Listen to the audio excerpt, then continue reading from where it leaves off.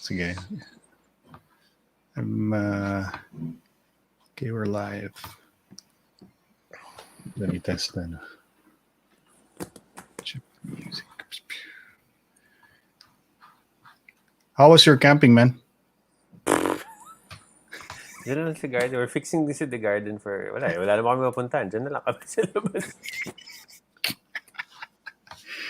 Okay, at least diba? Yeah, No, we were doing that a lot before pa. Nanonood kaming movie dyan sa labas lang. Na may tent. Pero tagal na natin ginawa. Outdoor movies? Galing eh. Plus, we set up the tent sa garden. Tapos movie lang. Sa laptop.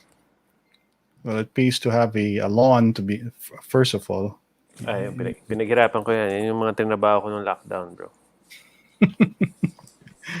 Okay. So wala kang kickabout dyan sa lawn mo? With your...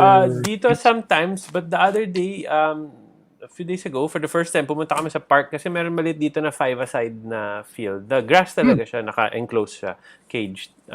First time, pumunta kami ng anak ko. Sakit nga ng legs ko ngayon. Kasi kakaskipa. But we spent half the time picking up the ball because I kicked it over the fence about 1,000 times. So... Lakas mo kasi sumipa, bro eh. Hindi bro, di lang ako marunong sumipa. Yun, boy. Hi, boy. Hey! Good. Perfect. Tama si Buboy. Hello. Good evening. Good evening, guys. Buboy. Have you met Mikel? No. Good evening. Hi, Miguel. Good evening. Wine tayo. Yun. Gin lang social ka masyado, gin lang. Hindi, bawal sa akin yan. Hindi ako social. Bawal sa akin. Kailangan wine. Let's share Cheers. Cheers. Perfect yan. You got the right idea. Ayan, boy, sinend ko na yung link para ma-share mo kung gusto mo. Ito, no? Ha? Ito yung link nung RC Cola. No, link ng streaming. Streaming. Wala pa. Ngayon pa lang. Ayun. Grabe, no? Grabe yon. Ibang klase yon. Yan, tamang-tama. Gusto namin marinig yung inputs mo about it. All right, let's do this. Let's get started.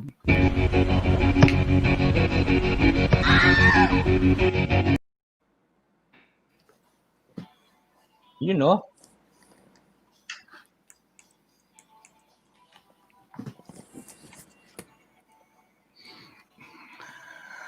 Hi guys, welcome to Istoryang Futbolero. My name is Ron Poblete. I'm with Mikel Paris of Anti-Ans.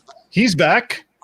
And of course, our special guest a couple of weeks ago, Mr. Buboy, is here, formerly of ABS-CBN. And he's an ad guy through and through. At saka na siya ngayon, meron siyang smokehouse na tinatawag sa Facebook. If you like ribs, if you like bacon, he's the man. Kaya tumataba tayo. Ganun ba yun, boy? Pero okay yung ginagawa mo, boy. You're sabi ka nila, if you do what you're passionate about, you'll never work a day in your life, diba? Mm-hmm. That's true. Just having fun and earning some living, making ends meet, paying the bills, and eat bacon. Yun, Mikel. Si Mikel rin is a food guy eh. So, he knows what we're talking about here. Kasi he runs Anti-Ans. Mr. Pretzels guy. Oh. Ayun. So I'm sure Mikel knows yung kilala ko taga Anti-Ans na ka-golf ko before. Oh, okay. Sino?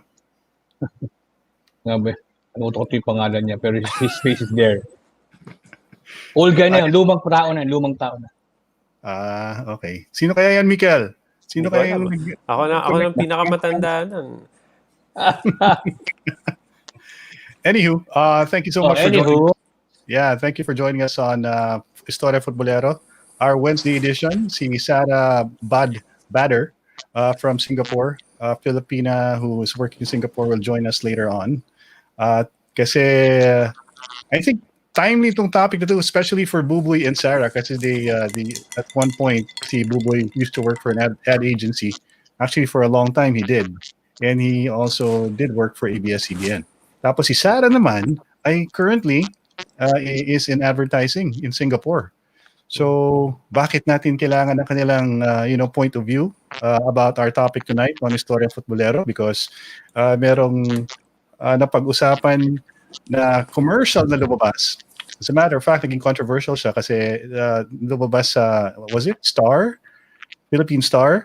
Merong article about that na meron daw a few older people na who felt a little bit slighted with yung main theme ng commercial na yun.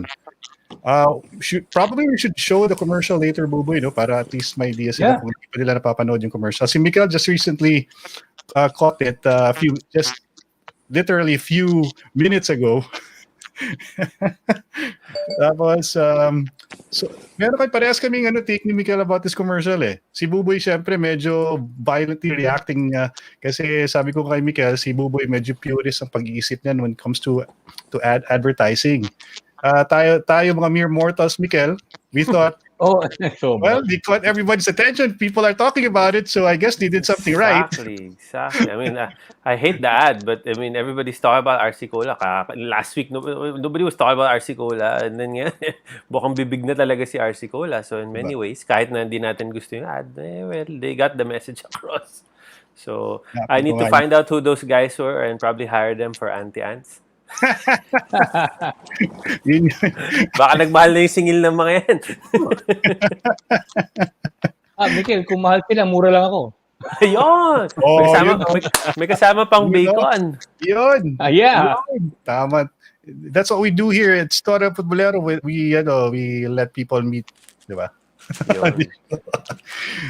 Let me acknowledge the presence of our first few viewers, yung mga early birds na tinatawag, si Marivic Solis. Just tune in, but we'll be leaving before 10. I promise to watch the replay. I always enjoy listening to every edition of Istoryang Futbolero. I think I've been listening to you for 3 weeks now. Yun, wow. Marivic. Thanks, Marivic. Sorry, Marivic. Ngayon ako sumali, baka hindi ka na bumalik. Grabe ka naman, Mikel. Ikaw yung hatak natin dito eh. The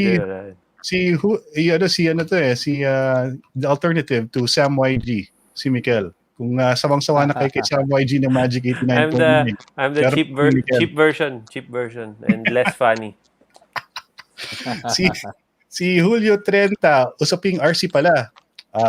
Tapos we have a few people from the group that we are linked to. Tapos si Vincent Agustin, good morning. Ano kaya ang topic tonight? That means he's probably on the other side of the world. When somebody says good morning, chances are probably this person is watching all the way from the East Coast sa America or probably in Canada. So Vincent, salamat sa pagkinig for catching us this evening here in the Philippines. Zephaniah Seth, good evening. Julio 30, as well as listening to Dennis Howe, Edwin Lucas. And I'll mention, don't worry, you guys, yung mga nasa other group, I'll just have to check out my phone para makita ko yung mga pangalan ninyo. Anyway, so meron ako, I have I'll share with you guys. Let's get to it. So let's show the commercial first so we can watch it together. If you haven't seen it before, gusto natin panoorin muna para malaman ninyo ano yung pinapag-usapan natin about RC Cola. Kung hindi pa ninyo napapanood yung commercial, taka muna, tanong ko muna kay Buboy, meron ba tayong copyright infringement dito pag pinalabas natin to, Boy? No, it's on YouTube. Wala siguro. YouTube naman siguro, no? Kasi commercial siya, advert. Basta pag may kukulong kayo dahil dito si Ron lang, please, thank you. Guest lang kami ni Buboy dito. Guest lang. It's like you skipped out on buying Amazon. Saka si Alec Baldwin pa to. Ayun, ito na. Panorin nyo, mga kaibigan.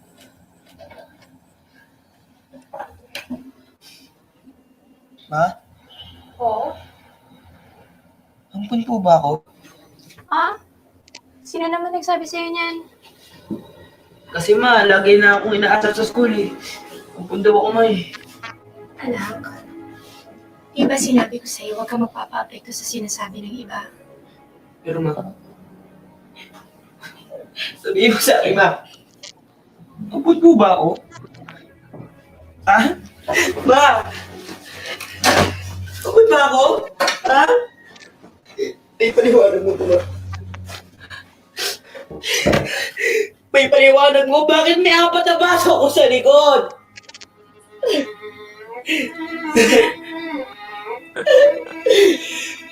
Matagal ka na namin itinago ito sa'yo, anak. Pero sa palagay ko pa na pinagmalaman mo.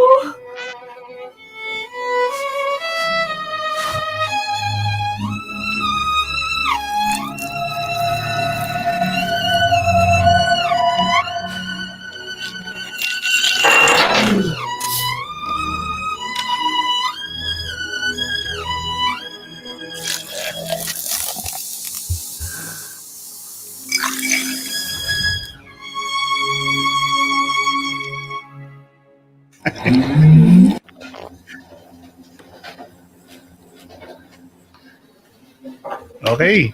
Yun yan, ha? Oo. So that's the commercial, the Articola commercial. Was it excruciating for you, Boy, to watch it all over again? Hindi naman. Sobra namang excruciating. Mga, ano lang, agonizing lang. You know?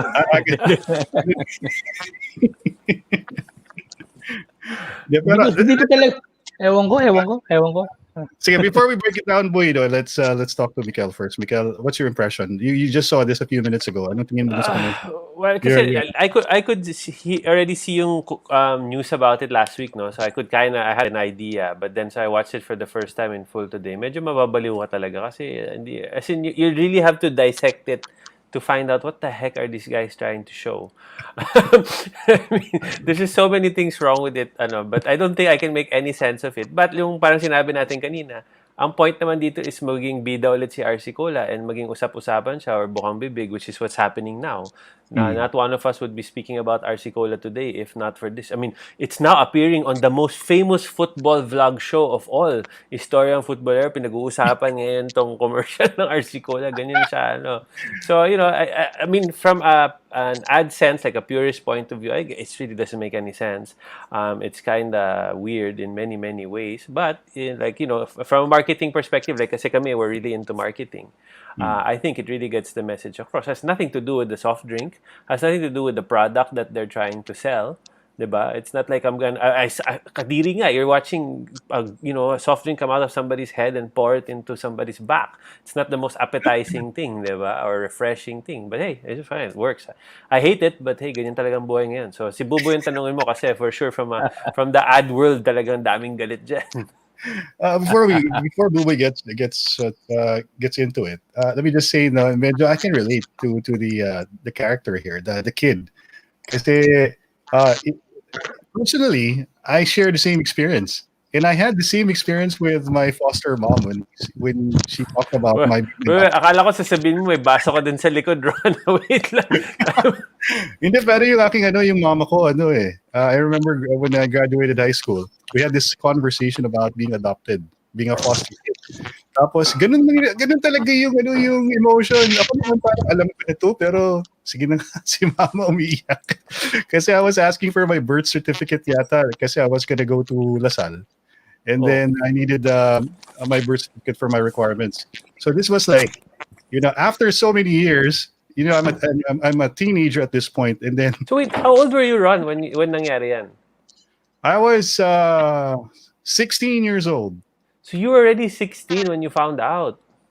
No, actually, I had an idea already when I was a kid.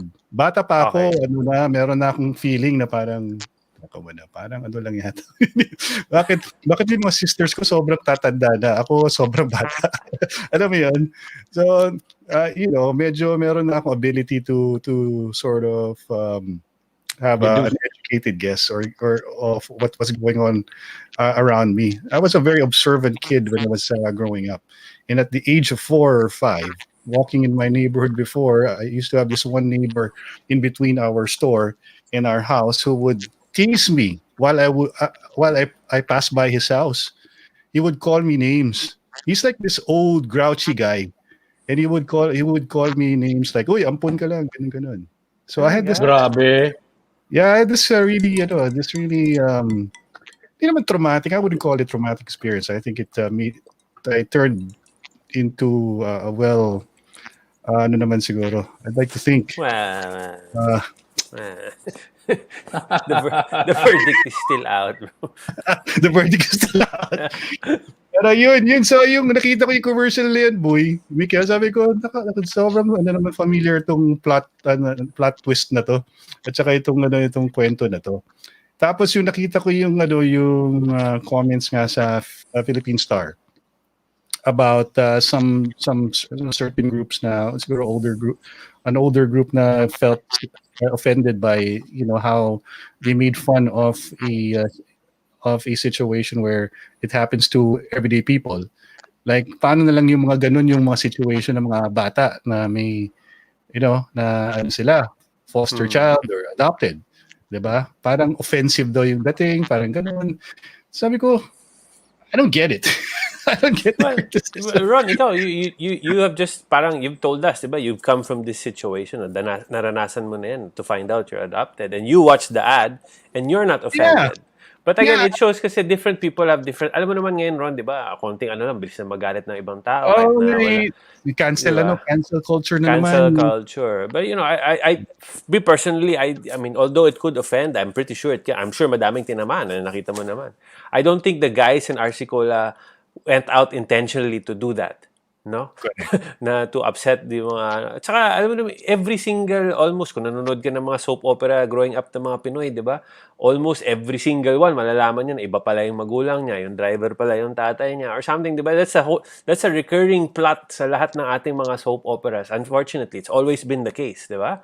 Na malaman mo, kapatid niya pala yung kaaway niyang, di ba, mayaman na girl. It's always the same thing. That the theme of parang being adopted, it's long been a part of our mga shows eh. Yeah, Dati it's pa been yan eh. active.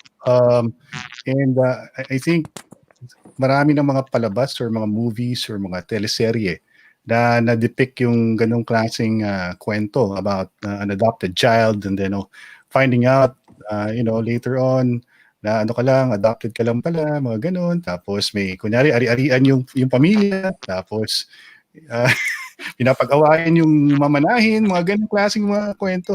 Anyway, let's not talk about me. No, on the spot ka tuloy. Yung confession mo kasi Ron eh. Pero in fairness, relevant. Tuloy mo, maganda. Nakikinig nga ako. Pero boy, ito si Buboy, talagang ako dito eh. Hang ako dito kay Buboy eh. Idol ko to eh. Si Buboy kasi matagal na rin sa advertising agency. At saka pag nag-uusap kami to about ideas on advertising and commercials, and especially when he at one point almost got involved with our campaigns to promote constitutional reform. We threw a few ideas around, and magaganda yung mga ideas ni Buboy eh. So I'd like to get his input about why it is that he finds this commercial unimaginative, to be kind. When it comes to comments about it or feedback. Boy, start with anong fundamental problem nung commercial na yun para sa'yo? Well, let's set the record straight muna, Ron. I don't hate the ad. Okay. It's just I don't care for it. Kasi it's the messaging for me is unclear and muddled. The way I was taught in advertising, way back in nasa BBDO pa ako or sa creative partners pa ako with Noni Gallardo and Mario Monteagudo. All these pillars of the local advertising industry, I was mentored by them. Itong to give you guys a backgrounder, if you've heard the name Mario Monteagudo. Mm-hmm. Mario Monteagudo was from A. Sachi and Sachi. He was the art director there. Tapos si Robert Labayan is his copywriter. It's a buddy system. Isang copywriter, isang art director. Tapos you have a number of clients na kayong gumagawa ng creatives. Ganun yun. Parami yan kayo na awards. Ganun yan. Ngayon kung sa local advertising industry, si Mario may pinakamaraming awards. By far, siguro close second si Melvin Mangada and David Ferrer of BBDO before. And So lang ito, namatay na yung batang-bata, namatay na. Sila yung, I can't say purist, but the way they attack a particular product or a brief, the message has to be clear. What do you want to say? Kunyari, Auntie Ans, what does Auntie Ans want to say for this particular spot? The brief has to be clear. Gusto ko itong blueberry cheesecake nuggets ko ang pinakamasarap na nugget sa buong mundo dahil blah blah blah blah blah. Ngayon, as creatives, we should translate what Michael wants to say in a more creative way. Dapat klaro 'yon. And it should, number one, it should sell. It should sell. The numbers will be the ends. Will justify the how we did it. Kung nag-shoot yung sales ni Mikel, we did our job right. Ganun yun. At the end of the day, sales has to be up. That's the entire purpose of advertising. Branding is always will have been there. Mag-brand ka muna, and then after branding, you have your tactical. Tactical will drive sales. Branding will drive equity. Right. So, ganun yun. Now, with RC Cola, are they driving? Are they driving the brand? Are they trying to reintroduce the brand? I don't know. If you're trying to reintroduce the brand, I don't think that's the right way to do it. Because if you're trying to reintroduce the brand, you're a Cola brand. You're up against Coke. You're up against Pepsi. You're up against Pop Cola. Have ever the two of you, have you ever seen the commercial before na Sarsi angat sa iba? Yeah. That was that was an ad. That was like a 3-minuter. That was like a 3-minuter full song ad to relaunch Sarsi. In the hopes of eating a portion of the pie of Pepsi and Coke in the Philippines. They succeeded. Because ang kanilang messaging is iba kami. Ito Pinoy. Pinoy to, ang kami sa iba, if I'm not mistaken, ang lyrics nun, hindi ka ba nagtataka na laging pare-pareho na lang? Parang ganoon yung lyrics nun eh. Na importante dapat ikaw na yung umaangat, ikaw yung naiiba. Which is true. You have your pop colas, you have your colas in the world eh. And then you have this root beer called Sarsi. So, ikaw yung angat sa iba. And all original lyrics yun and composition by Noni Gallardo. Noni Gallardo used to be the partner of Jim Paredes in Creative Partners before. And Noni Gallardo used to be the creative director of Basic. So, asawa to ni Leslie Legaspi. Si Nono. Si Nono eh. Boy, question. Yeah. Sige. I'm just gonna let you continue, with what you're saying. Pero let me just ask this question first, just to parang reset. Yung sinasabi mo kasi, yung example mo na Pop Cola or Sarsi pala, Sarsi, yung Sarsi. Hindi kaya yung approach na yun worked because at that time wala pa namang social media, 'di ba? So yung approach ng mga advertising agency, hindi pa nila nako-consider yung how the public consumes media at the time, which is quite different. They're very dependent on TV. There's no YouTube, there's no TikTok. And I feel kasi yung RC Cola concept is based on yung much more visual ngayon yung mga tao, mas gusto nila yung something interesting, not considering what the message is all about. They just want to be quirky. They just want to stand out. Like sabi nga ni Mikel, kahit papaano, it caught our attention, but as far as establishing the brand again or relaunching the brand and kumbaga it pushing more sales, yun ang big question ngayon. Kasi how long has it been? Siguro a few weeks since they launched that ad? Pero okay. What do you think? May point ka ron nasabi mo kanina. Gusto nila ngayon mas visual. Gusto nila mas quirky. Okay? Have you seen the Sarsi ad? Hindi pa eh. Yung Sarsi ngayon na commercial? Can I Oh, yung play it Sarsi. here? Or, Sige, No, sige, no, sige. the old one, the old one. The old one. Sige, sige. Play natin ah. Teka lang, dali. Nauso ulit yung Sarsi dahil dyan before. I'll, ano ba to? I'll copy the link. Oh, tapos send mo sa private chat para ma-play natin. Tapos ako lalagay. Send mo dun sa private chat natin. There's Dito, a okay. column there, private chat. Yan. Send me There yung you link. go. Kasi Do you play have it natin. na? Ayun. Sige, play natin ha. You're looking for quirky, you're looking for visual. Here it is. Now imagine if this runs today. Ito 2013 pala to. Lumabas. Ay, sorry. Hindi, Ah, hindi. 1999, 2013 in-upload yan. Baka In-upload 2013 uploaded 2013. lang. Okay. 1999 yan. Oh, college. Bagal ng internet ah. Ito na. Sige, post. Share screen Okay, natin. backgrounder lang. This is an original by Nori Gallardo.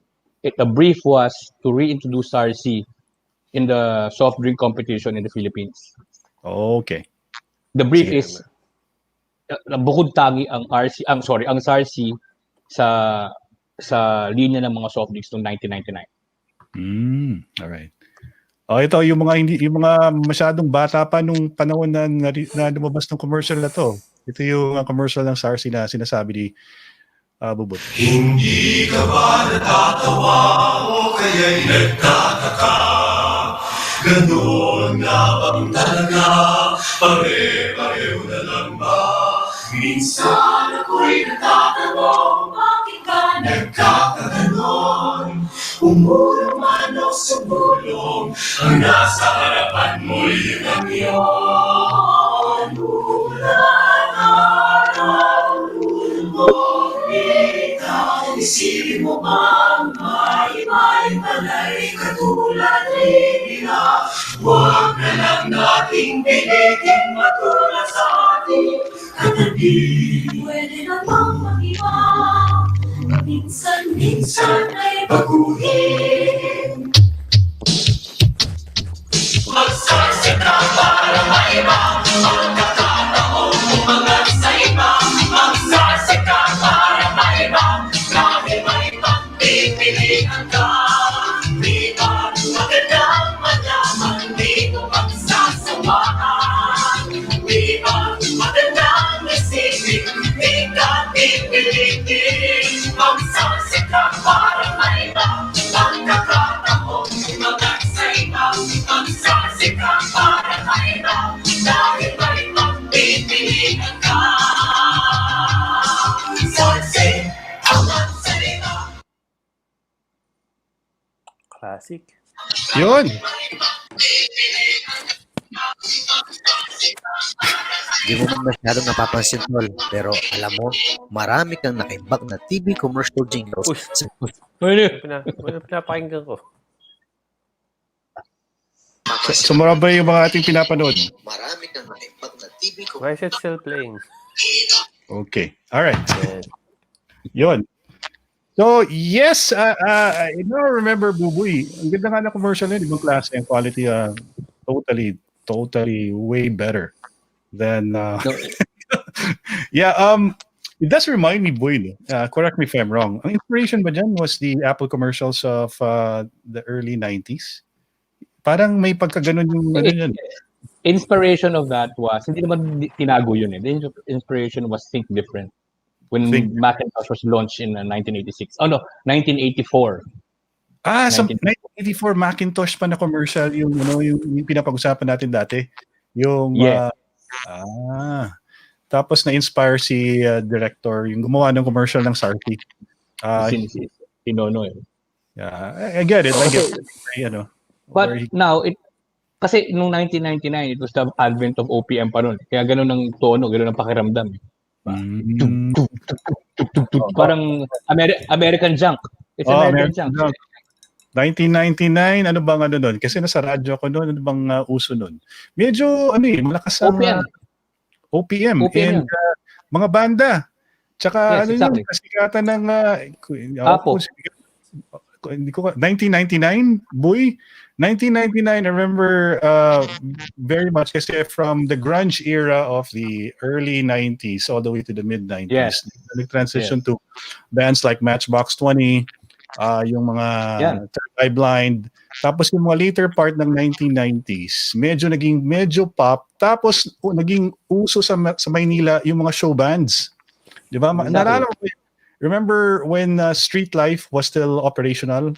Naalala ba niyo yung Street Life sa Makati? Sa Glorieta. Sa Glorieta. Tapos merong band na At saka yung banda sa Shakies. Oh. So malakas yung mga yung mga medyo bumalik nga yung mga Earth, Wind and Fire nung time na yun. Yung mga bands they had that in their sets. Eraserheads. Yeah, Eraserheads of course was also very popular back then, and the likes of Parokya ni Edgar, yung mga huge. Tapos buhay pa ba si Francis M nun nung time na yun? Yes. Oo naman. Buhay pa si Francis M nun. Oh. Yeah, I can tell yung plan, no? Yung naroon kanina, yung the type of ads before was were all clear in messaging. Tsaka yung mga nananalo noon sa Creative Guild, tsaka even outside the country, had a very, very clear messaging and clever way of saying it. Right. Hindi yung nakita ko kasi explanation ng Gigil. Gigil is the advertising agency, Mikel, if you want to talk to them. Ang pangalan ng advertising agency is Gigil. And Gigil, the explanation, yan, boy. Mga bagong yan. Mga bagong butik. mga millennial yan. Kaya pala. Okay. Kaya may na-typecast na sila bigla. Anyway, so yung explanation ng Gigil, ni Associate Creative Director ni Gigil, sabi niya, basta wala lang ito. That ticked me off. Sige, fine. To be blunt about that ticked me off, honestly. Kasi hindi mo pwedeng wala lang. Hindi pwedeng gawin tayong ad kasi wala lang. Anong purpose ng ad? Well, gumastos yung kliyente para sa wala lang. Dahil wala lang. Yun talaga sinabi niya, wala lang. Parang Yes. brain fart. Brain fart, wala lang, basta. Yung mismo tagline nung TV spot, basta, RC Cola, basta. Basta, gusto namin, basta. Pwede ba yun? Kasi yung target market daw nila is the Gen Z. Yun. Na go lang ng go, hindi nag-iisip, jump lang ng jump, ganyan. Aba, ganun bang gusto mong ipamahagi sa oras ng pandemya? Bahala ka na. Di ba? I mean, ang sa akin lang is, dude, hindi po pwede ko ako yung kliyente. Paano niya lang ako na-convince na umuo at magbayad ng production cost dyan sa ad na yan? Ang galing, di ba? Well, at that particular point, na-convince nila yung client, hands down ako sa kanila. Galing nila, na-convince nila yung client. Baka kasi millennial na rin yung client nila. Yung papatakbo. Yung brand manager. Brand manager Cola. Pero naglabas ng pera yung FO, di ba? So, pati FO millennial din. Ikaw, Mikel, you own a company that has its particular brand. If you were given a sales pitch na medyo ganun nga, na haphazard na, hindi kasi millennial to, Mikel eh. So, kung gusto mo mas Gen Z pala, Gen Z yung market mo, wala lang na idea. Well, for me personally, I wouldn't, no? Kasi one, we don't even use advertising agency. We can't afford it. Everything we do is social media based, and we just create it ourselves.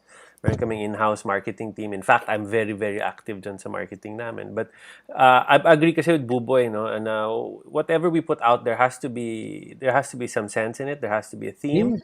And it has to reflect our brand. No? We're very also kasi we are a US franchise. So kaya papayagan din ng US yan. Yung mga ganyan ad, di papasa sa US yan. No? Siyempre kasi they're protecting the brand. Anti-Ans stands for a certain thing. And we can only portray an image like that. No? But parang, I mean, we discussed it earlier naman with this RC Cola. Kasi si RC, I don't know if you guys know, si RC Cola malakas yun sa probinsya eh.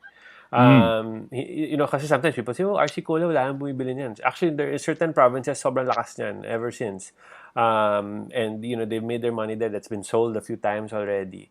But, like, yung sinabi ng guy na bahala na, it was a brain fart, it's probably true, but like Buboy said, they had to convince the people from RC Cola na this is worth taking the risk.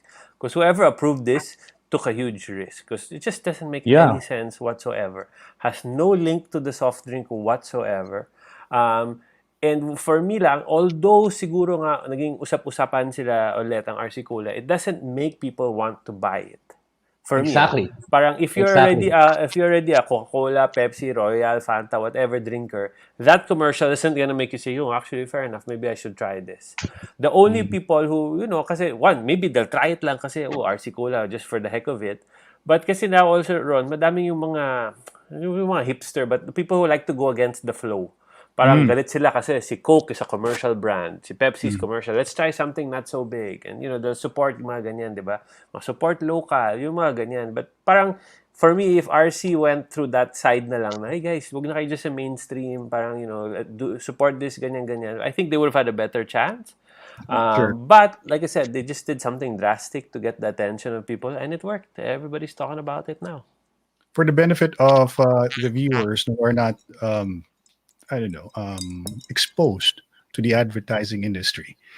Before we talked about this topic for Istoryang Futbolero a few days ago when I brought it up to Buboy, he was actually very interested in talking about it because he had lots of things to say. Ang maganda dyan sa ginawa ni Buboy, he made me read a few articles about advertising. It goes all the way back on how they advertised Volkswagen. It's one of the best ever campaign, sabi ni Buboy. Para hindi familiar, syempre this was during World War II, Boy, di ba? And Hitler kasi had plans of coming up with his own. Kumbaga si Hitler daw is the type of leader that wala talagang thorough knowledge of whatever it is that's going on except for cars. I think may passion siya para sa mga kotse, Boy, no? Si Hitler. He wanted to commission somebody to create the people's car. A people's car. And si Porsche, siya yung who came to the fore kasi he was a very popular, very talented engineer, and he came up with the concept of the Volkswagen. Yun yung concept sana na hindi natuloy dahil natalo ang Germany sa World War II. Tama ba yung aking account nung kwento, Boy? Yeah, tapos ano nangyari diyan? According to the brief, let's make the Volkswagen a brand. The brief was to make a people's car na hindi kailangang ng tawag dito, air-cooled. Yun. Okay, air-cooled yung sasakyan. So hindi to umiinit tapos kasi hindi kailangan ng kulan kasi may winter sa Germany. So they came up with this, dude, it's an ugly car. Yeah. It's an ugly car. Andun, grabe, no? Ang pangit ng itsura ng Volkswagen. Walang kaseksiyan. Hindi kasi nung panahon na yun, you have the other brands ang gaganda eh. Pero then you develop a turtle-like people's car worth peanuts. Yeah. Diba? So maganda ba? Okay ba to? Hindi. So what Neil French did, Neil French was the creative director or the creative mind who formulated the campaign for Volkswagen. And the entire campaign was not hinged on how and what Volkswagen is good at. Ang ginawa niya, ang kanyang hinight yung weaknesses niya. Ng Volkswagen. Okay. It's small. Okay. So nagkaroon ng think small na campaign. Right. Parang it's yung the fact that it's small, it's negative already. So what Neil French did was a series of campaigns na think small, na umabot na sa nanganak yung campaign na yon at nagkaroon na na it's ugly, merong printed na nakalagay. Yung black and white lang tapos yung Volkswagen lang na car na doon. Ang headline nakalaki. It's ugly but it gets you there. Doon lang yung mga headline niya. Tingnan ko nga, buhay ko rin dito yung kasi meron kang shinare sa akin ng mga links nito eh. Sige. Para makita nila, yung pinapag-usapan natin. Pero to set up what you just said, Boy, this was a time when kumbaga medyo, how to explain it, medyo homogeneous na yung yung it was in the 50s, correct, Boy? Tapos yung The 50s, yes. Oo, tapos yung way nila paggawa ng mga ads, pare-parehas na. Pati yung appeal to certain emotions, almost the same. Parang aspirational yung ang sasakyan. And Volkswagen did it so much differently than how the others did it. Tapos I think, di ba ito yung advent ng mga printed before na long copy. So yung buong full page ad mo from right hand side newspaper sa right hand, buong from top to bottom full page. Lahat 'yon isang malaking visual, isang maliit na visual. Tapos ang haba-haba ng copy. But the way they wrote the body copy, you cannot seem to get to and not read it. You're gonna be hooked dun sa copy. Ganun sila kagaling magsulat. Neil French, David Ogilvy, long copy geniuses yan. So, from first sentence to last sentence, hindi ka bibitaw. Baka mapabili ka pa. Oo, tama. Ito yata, tingnan natin na kung ito yung ad na pinakita sa akin ni Buboy as an example. Miguel. Yan, Mikel, ito yung ad. You see how radical the layout is? Sobrang radical yung layout na yun nung panahon na yun. Dati sobrang messy mga commercial nila, mga ads nila, Boy, no? Very very cluttered. Daming nakasulat, daming lahat. Parang gusto nila ilagay lahat ng information about the product sa copy. But alam mo, ang ganda ng headline, no? It makes your house look bigger. Ang galing, no? Ang galing. Ang galing ng pagkaisip. May kukwento ko sa inyo, ha? May kailang. May isang TV spot na ginawa ng Volkswagen before. Na picture this, may dalawang matanda na bumili ng Volkswagen. Tapos ang claim to fame kasi ng Volkswagen, tahimik. Okay. Tahimik yan, walang ingay. So as yung 30 second spot, may narinig silang parang metal scraping from siguro nail to blackboard. Ganun yung ingay, annoying. Okay? Nail to blackboard. Ganun yung narinig nila. Tapos, nung tumitigil sila, nawawala. Nung umaandar sila, nagkakaroon ng ingay. Pinatay nila yung makina. Bumaba yung lola. Yung bumaba yung lola, umiingay pa rin. Naglalakad yung lola, umiingay pa rin. Yung pala yung hikaw niya.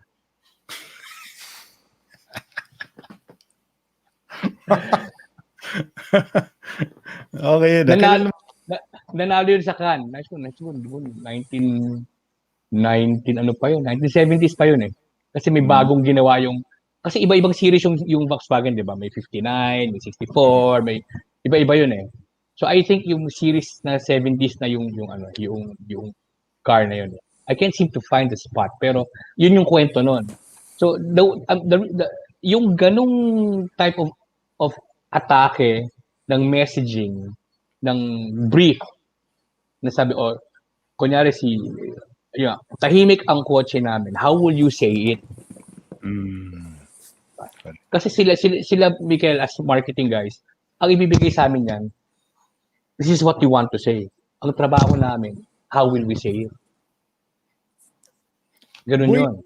Sa yung assessment, Boy, I mean, kahit pa paano, meron ka pa rin mga kilala, or you can probably base it on the materials that are coming out on mainstream media, mga TV spots na lumalabas ngayon.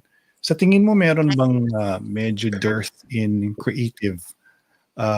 creativity yung paggawa ng mga commercials ngayon sa local scene natin? Yung honest opinion mo? Wala na eh. Talaga? Puro formulate? I think,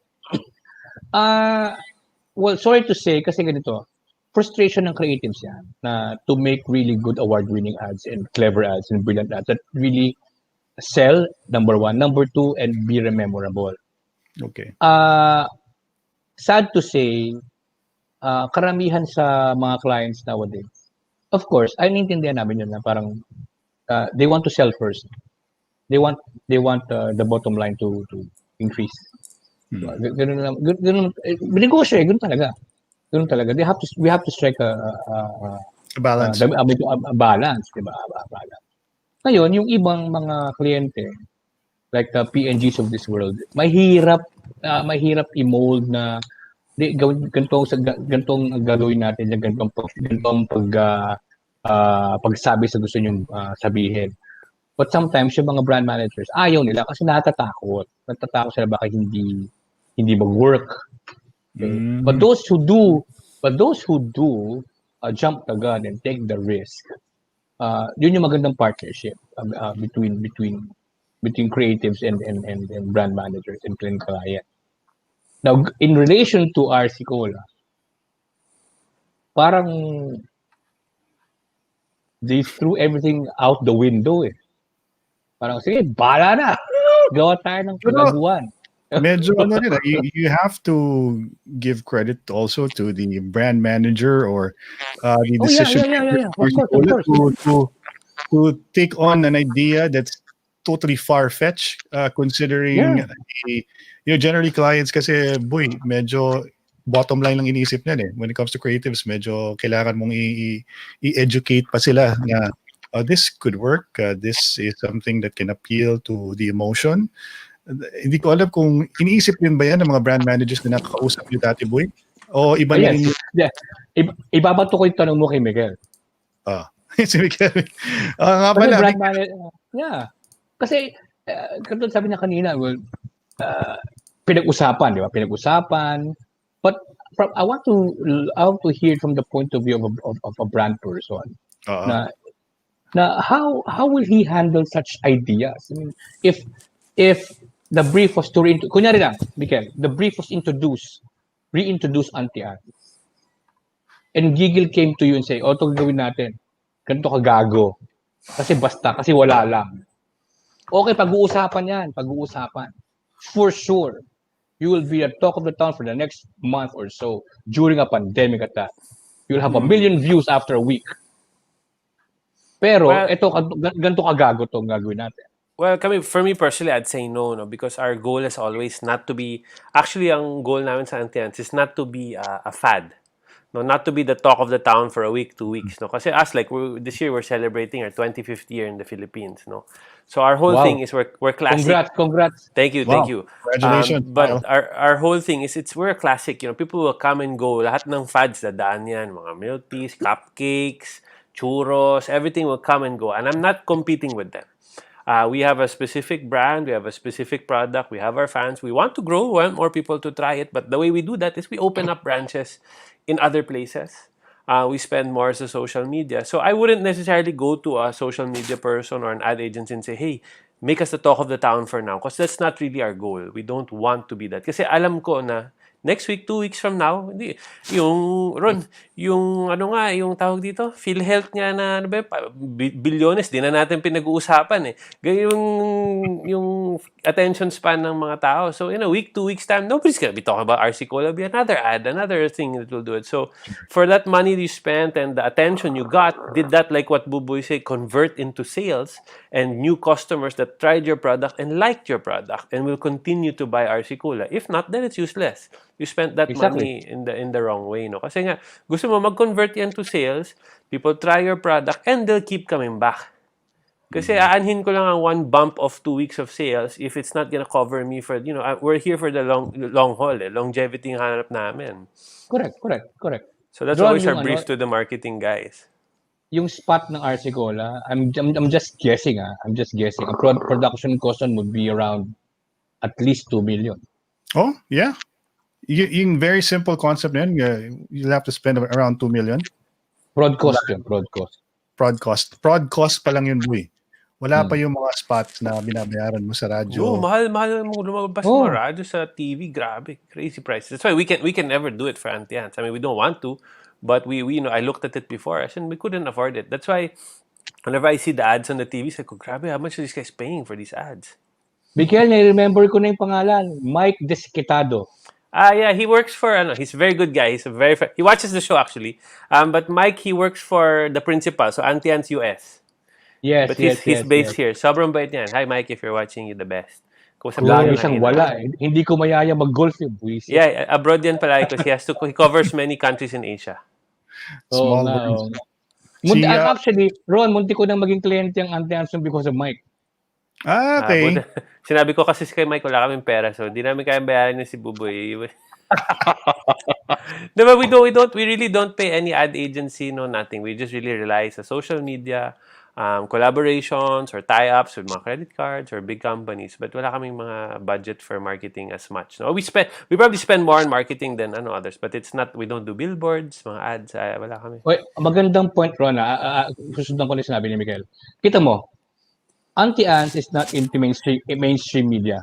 They're in social media and then siguro word of mouth and everything.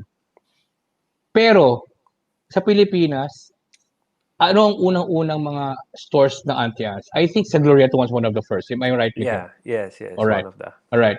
Now, the nearest one from my place is in UP Town Center. Okay. Ang nakakatawa dito is, nakakatawa at nakakaaliw. Since the store from Glorieta way back in the late 90s, hanggang ngayon dyan sa may UP Town, yung lasa hindi nag-iba. Nax. Well, yeah, that's what we worked. Actually, kasi Hindi nag-iba. Well, backstory lang, Buboy, kasi like we took over Auntie Anne's from another family friend of ours in late 2011, around that time. Somebody else had it since the 90s. Pero nagkagulo na. Auntie Anne's was really on the way down. Sira-sira na yung mga store, luma-luma na talaga. And when I came in, when we took it over, it was really talagang dead. Actually, we were told not to take it over kasi nga magulo talaga eh. But anyway, but my main thing kasi before we did any marketing, kasi when we took over, sabi ko, ayusin muna natin to. So we spent 2 years fixing the stores, training our teams again, using si Mike Desquitado to make everybody good. So that, ayoko kasi to attract attention to say, look, new owners na sa Auntie Anne's. Pagdating mo, pareho pa rin itsura ng store, yung products not as good, no? Once we were confident na, that's when we started social media. But like even our Facebook page, ako nag-start lang yan with my phone. And I policed that. So until today, on my phone, I still reply to customer comments, emails, mga ganyan. Kasi nga, I feel so attached to it. Like, talaga, if there's a customer complaint or anything, or even good, I'm the first one to reply. Because nga talaga, it makes a difference for me. And that's what we look for nga sa amin. But kasi different, like what Buboy will agree with, is different brands have different goals, different tactics, different. Some of them gusto talaga maging bukang bibig lang for, parang it's enough for them to just be talk of the town for a while. You have different strategies in mind. When the ad agency comes to you, they'll ask you, what do you want? What do you want to happen? What's your goal, diba? And if you say, wala, we just want to be relevant again for the next di ganyan. Baka gawa ka ng kalokohan na ad sa ng pang RC Cola, diba? Maybe that was their goal. You don't know. Hindi, yun nga eh. Speaking from a brand manager's point of view, Mikel, sabi mo sa kanya, sige, you want to be relevant again. You want to be important again. You want to be known again. Pero kung magaling kang, sorry, I'm not saying hindi magaling yung gigil. Maybe magaling sila. Pero baka siguro pumalpak lang sila dito. What I'm saying is, if sinabi mo, Mikel sa akin na, okay, we want to be relevant again. We want to be at the talk of the town again. Ang tatanong ko sa'yo, do you want to make sales shoot up again? Yeah, Yes. For us, yes. That would be our goal. And exactly. I'm surprised. Yun nga. Kung sabi mo sa akin, gusto namin magkaroon, tumaas ang sales namin. Sabi ko sa'yo, ang kalaban mo, Coke at Pepsi. Anong gusto mong mangyari ngayon? Where do you want to go? Hindi ko sabihin, hindi, magpakaiba tayo. Magpapakaiba tayo with a purpose and a clear goal and a clear message. Hindi yung, okay, wala lang. Basta. Yeah, that's the thing with that ad. It doesn't make sense. Parang wala siyang connection dun sa soft drink mismo. I mean, I'm glad you're here, Ron, at saka you mentioned the fact na you went through a similar process, but I mean, it's has no connection to what people what go it is? to. Exactly. No connection. Yung ampun nga, walang connection yung ampun. Dapat wala na yun. Kaya ka, boy, correct me if I'm wrong, no? I think the ampon characterization of yung paglagay nila ng character who happens to have that plight. I feel na that's their way of connecting with whoever. Yun yung kanilang parang common ground to their viewers na we have something that is very familiar to you, somebody na ampon, family values, family relationships, ganyan. And then package it into something that is crazy, nutty, na weird, na bigla na lang, uy, naging sci-fi bigla yung course. naging, parang, di ba, parang alien meets soft drinks ang dating eh. Pero ang tingin ko, boy, alam mo pa minsan, yung napansin ko rin sa mga creatives, masyado silang enamored by the ability to create something na technology-driven. If parang alam mo yung tao na bago lang natuto yung gumamit ng say After Effects or gumamit ng kunyari na say very popular Photoshop.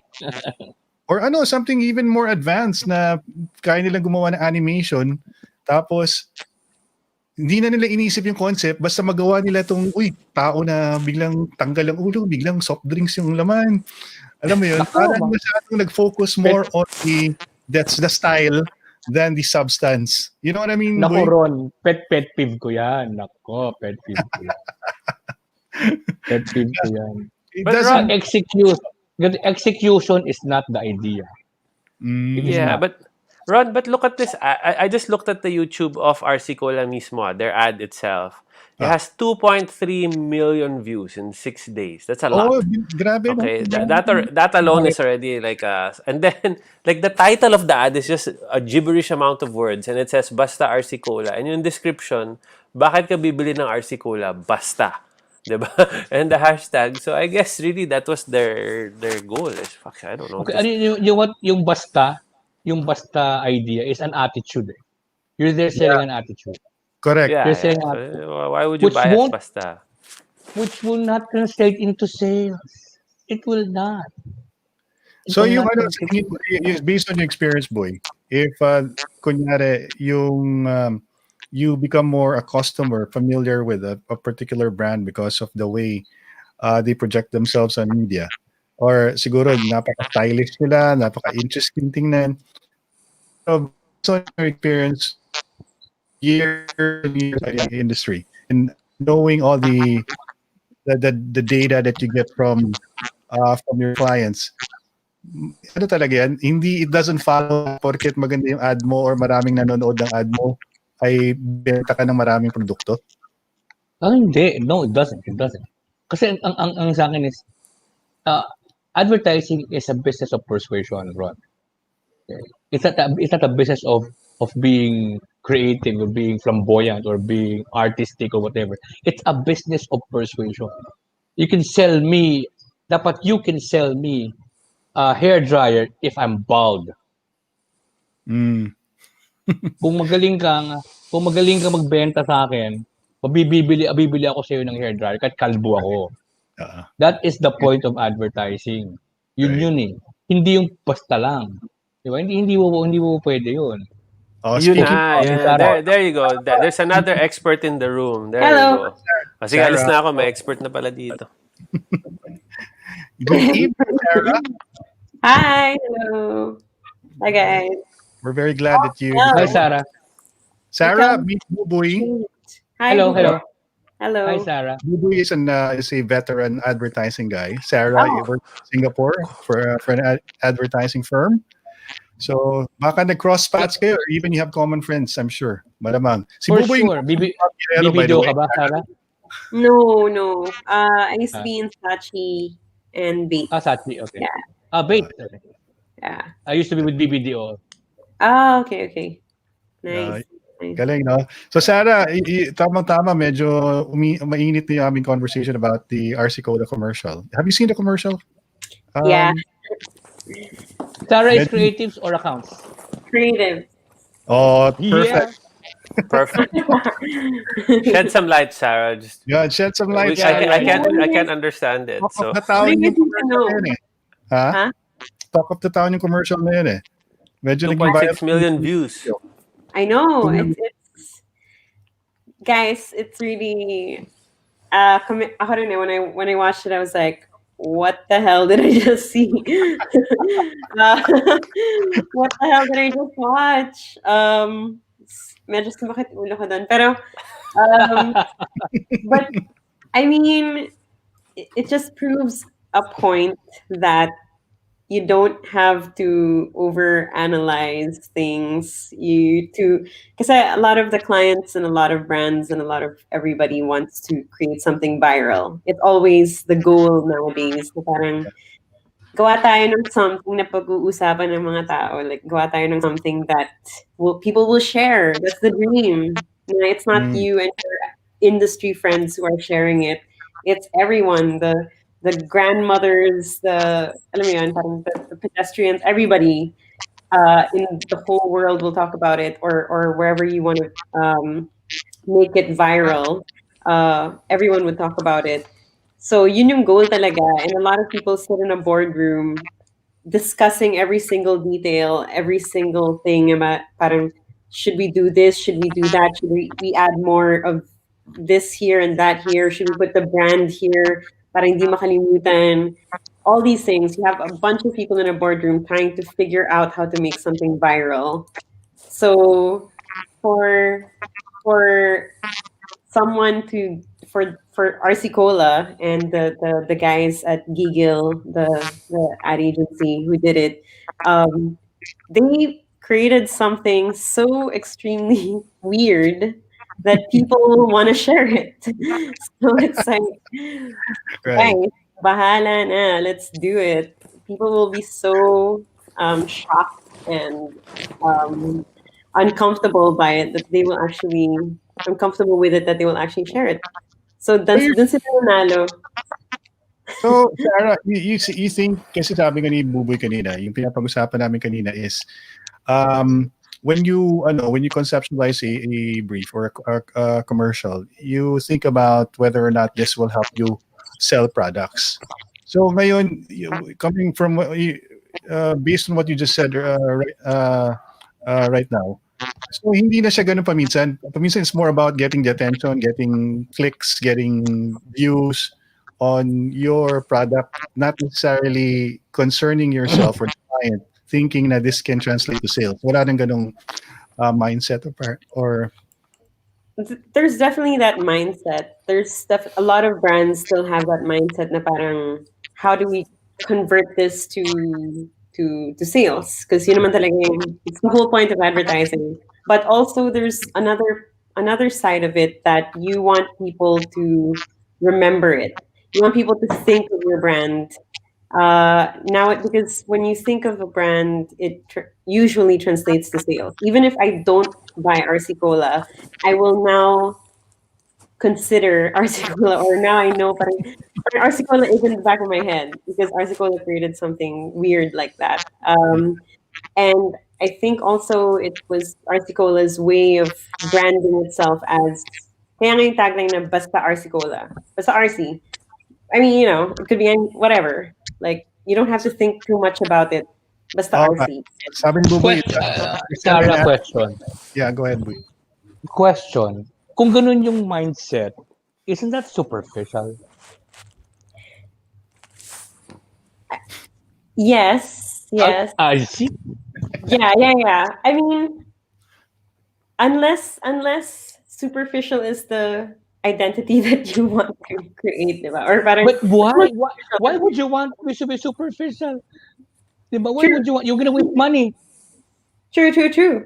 But they were able to reach so many people with their superficial piece of work. I mean, Okay. Yeah. I get what you mean. Ron, click on the link I sent you. Dun sa private chat. That's an ad of Coca-Cola for Christmas. And tell me if it's superficial or not. So ito yung the American commercial of Coca-Cola. And I've seen this before, even before the Coca-Cola commercial, sort of became viral. But I think this is ito yung point ni ni Buboy na using the available technology or even the style to present more substance. Kumbaga, substance is the end goal using a stylized way of Yeah. diba? The point is, with RC Cola's approach now, you can't even latch on anything. It's not tangible. Okay? But with the Coke commercial of their Christmas advert, andito matatandaan mo kasi yan, pumapasok dito. That's more Let's do important. it. Let's watch it. Screen sharing. Hey, we're not tied to Coca-Cola or RC Cola, by the way. If any of you want to sponsor us, feel free.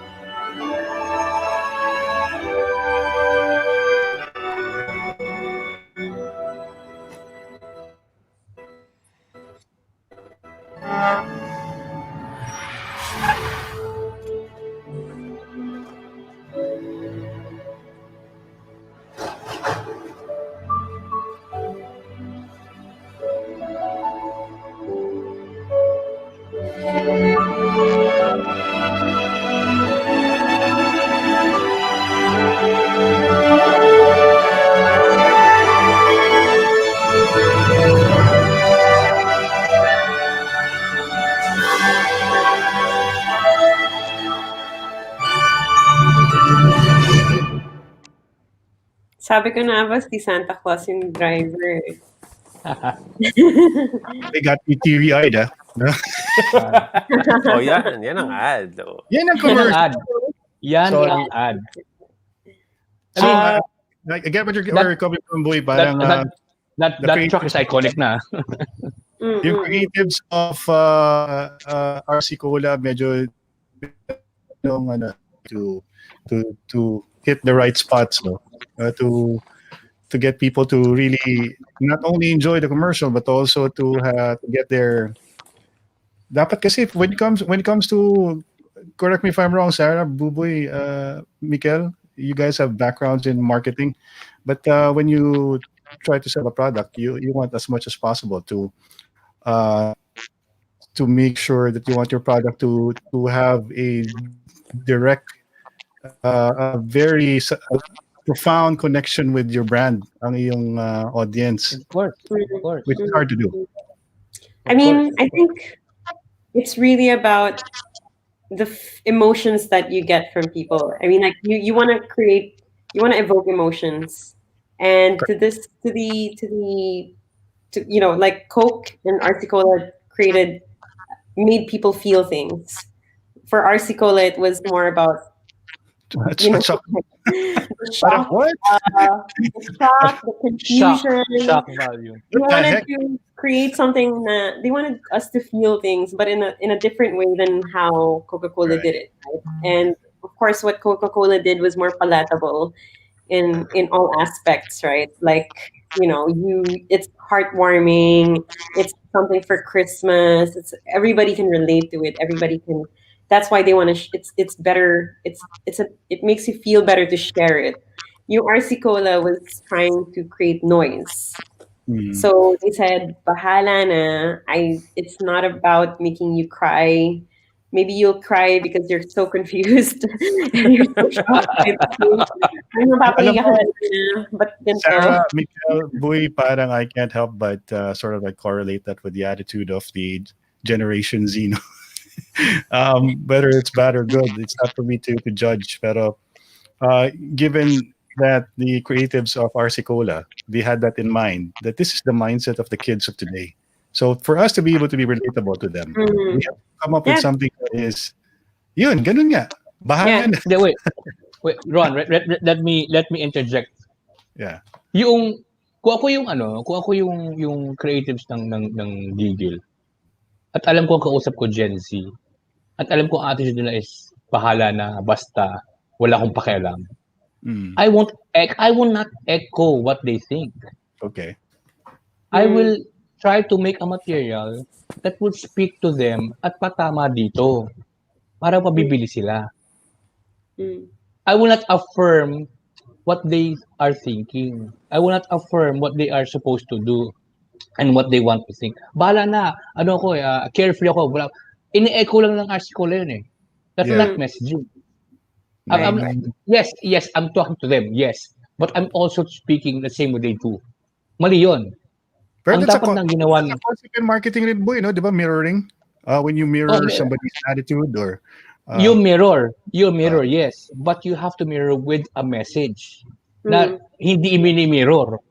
You get me? If they're carefree, you conceptualize something that's carefree. Not echoing na their personality. Na itong RC Cola, basta kasi wala lang. Sorry, Sarah. I mean, hindi nag-isip eh. Hindi sila nag-isip, Ron. Hindi sila nag-isip. Hindi sila manalo ng pencil, ng can, ng one show. Hindi sila mananalo. Hindi sila makapasa. Kasi walang sinasabi. Pero Boy, wala. Sarah, tama-tama si Sarah is here who's actively in the advertising industry, although she's based in Singapore. But I had this conversation with Buboy kanina, with Mikael. Ang napansin nga natin, wala na daw masyadong noteworthy commercials na lumalabas ngayon na talaga masasabi mo, wow, pinag-isipan talaga yun, na talaga, wow, that's really good. Siguro probably may mga commercials sa Amerika na thought-provoking pa rin, pero dito sa locally, Sarah, have you seen, or baka we haven't been watching that many commercials lately? Is there something noteworthy na dapat mapanood namin, masabi namin na pinag-isipan yung commercial na to? Actually, madami naman. Like, it's just not as, like, I mean, I get what Buboy is saying. Parang kunyari, for example, Apple, right? Apple knows how to speak to the Gen Zers, to any generation actually, but especially to the Gen Zers, but without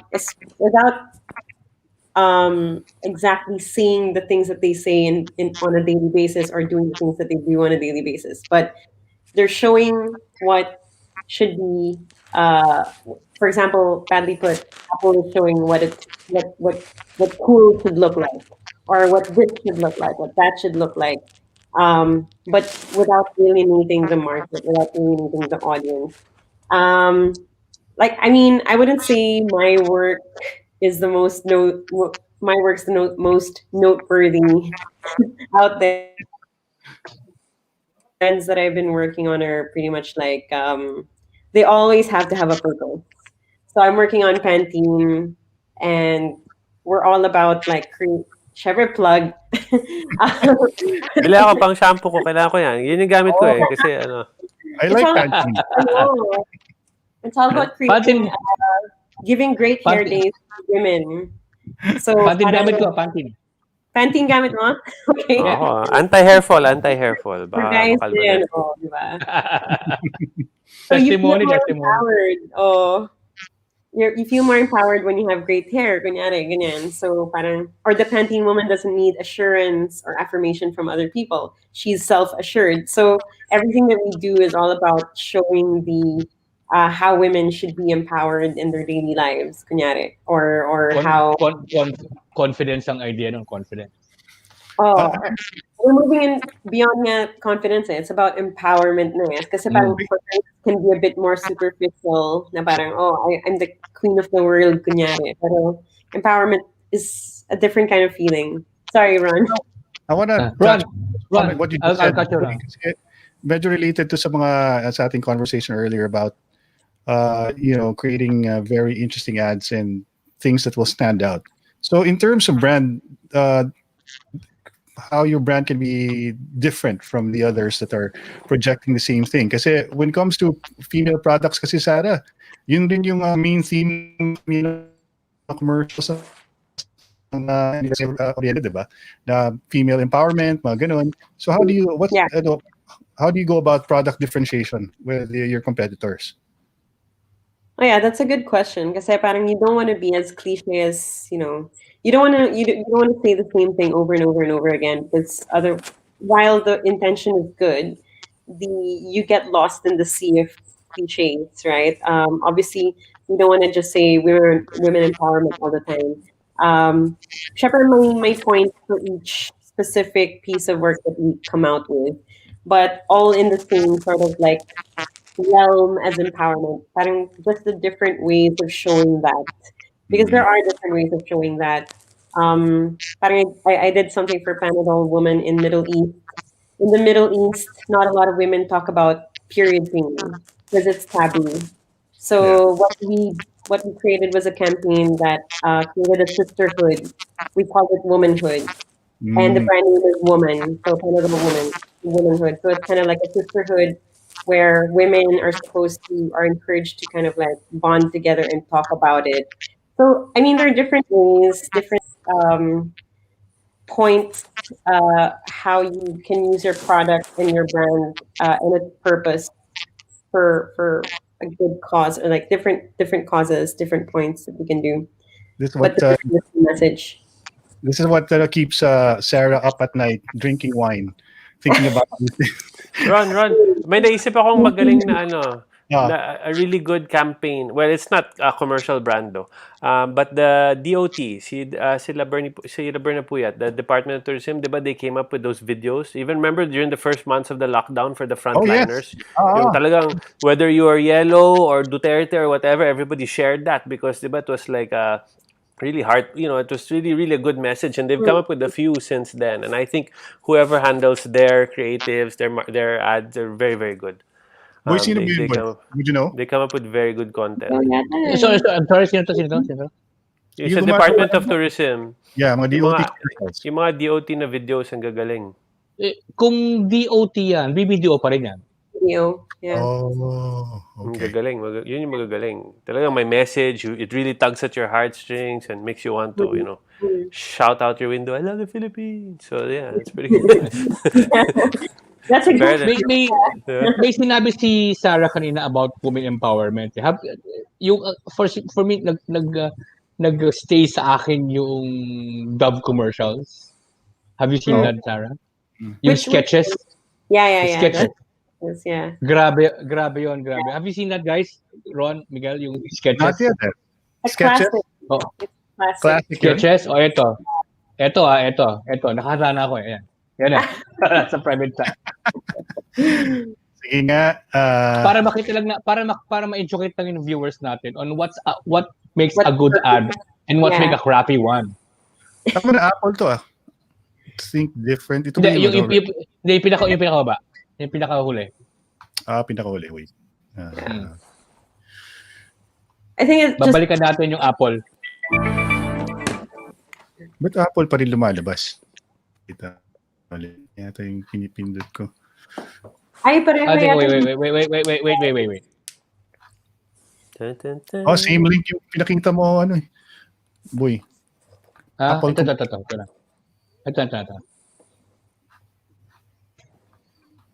Same one? Iba na.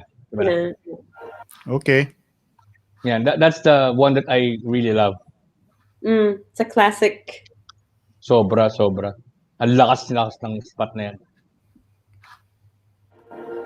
I'm a forensic artist. Worked for the San Jose Police Oh, Department. yeah. I've seen that. That's a good one. I showed up to a place I'd never been, and there was a guy with a drafting board. We couldn't see them, they couldn't see us. Tell me about your hair. I didn't know what he was doing, but then I could tell after several questions that he was drawing me. Tell me about your chin. It kind of protrudes a little bit, especially when I smile. Your jaw. My mom told me I had a big jaw. What would be your most prominent feature? Kind of have a fat, rounder face. The older I've gotten, the more freckles I've gotten. I would say I have a pretty big forehead. Once I get a sketch, I say thank you very much, and then they leave. I don't see them. All I had been told before the sketch was to get friendly with this other woman, Chloe. Today I'm going to ask you some questions about a person you met earlier, and I'm going to ask you some general questions about their face. She was thin, so you could see her cheekbones. And her chin, it was a nice, thin chin. She had nice eyes. They lit up when she spoke. Cute nose. She had blue eyes, very nice blue eyes. So here we are. This is a sketch that you helped me create, and that's a sketch that somebody described of you. So yeah, that's...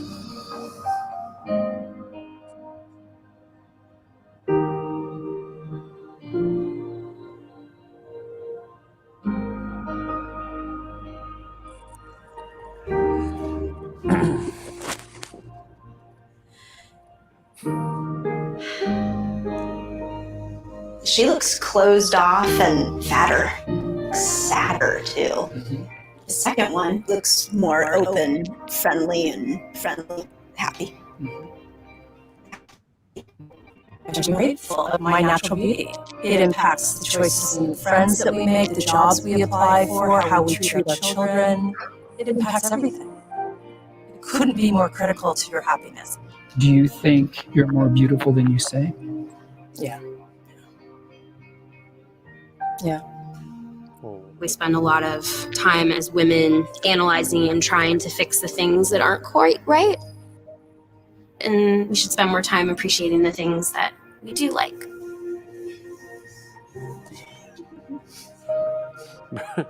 Kung lalaki yan, baliktad. Kung lalaki yan, baliktad. There is, Michelle. There is. I'm sure. My sketches for men. Sobrang nakatawa. I'm sure it'll be the total opposite. Yeah, I'm a hunk. Look, I have the best nose in the world. And your friend will like, puta, pangit niya, hype niya. Lalaki ng ilong. Di ba? Pwede baliktad sa lalaki siguro, Mikel, no? Yeah, exactly. Man. We have a false sense of confidence. Nanalo ng gold. Sana nanalo ng gold lion, di ba? I think they won a lot. Yeah. But it's a beautiful ad with a very, very, very good message. Nothing really to do with hair per se. I mean, although it's supposed to be Dove and the shampoo, but it will give you an attachment to the brand, and it will make you want to buy that. And besides, Miguel, if you use Dove and you use it on your hair, and goal naman is to look good. Yeah. I mean, but that kind of ad I really can get behind because it has a good message. It will really make me feel an attachment to this product. It's trying to portray something good about people, diba? Whereas yung sa RC Cola, I mean, it has so many complex themes in one thing. Like being an ampon, having glasses on your back, your head becomes a cola bottle. It was like, just drove me nuts. my primitive brain couldn't process it. That commercial, it's very inspirational. I'm sure it has inspired a lot of would-be advertisers or even the ones who are in the advertising agency. I think I see what it is. Advertisers, the one who belong in that industry, they are lightning catchers. Alam mo yan, lightning in a bottle. They're looking for the next best idea all the time. Yeah. And I think we should. I don't know, probably, ano ba yan, boy? Paminsan, people coast. We have our friends from the industry who sometimes go formulaic because that's what sells. And we don't really care much about how to be more creative or more. Well, that's the sad part about it. Part of it is laziness. Some part of it is like client doesn't want to do it. Part of it is, I mean, a lot of things. Pero as a creative, like Sarah knows this, budget is not really an issue. Kapag may sabi ng client, "Dude, ang budget ko 10,000 pesos lang." Creative will bite on it. And 10,000 lang, o sige, anong gusto mo sabihin? Ako ang pinakamagaling na shampoo sa buong mundo. Fine, let's do it. 10,000, go. Pero at the end of the day, yung 10,000 mo, makabenta ng 10,000 din a day. Trabaho ng creative yun. Hindi pwedeng basta. Hindi pwedeng basta. Sarah, tandaan mo yan, Sarah. Diba?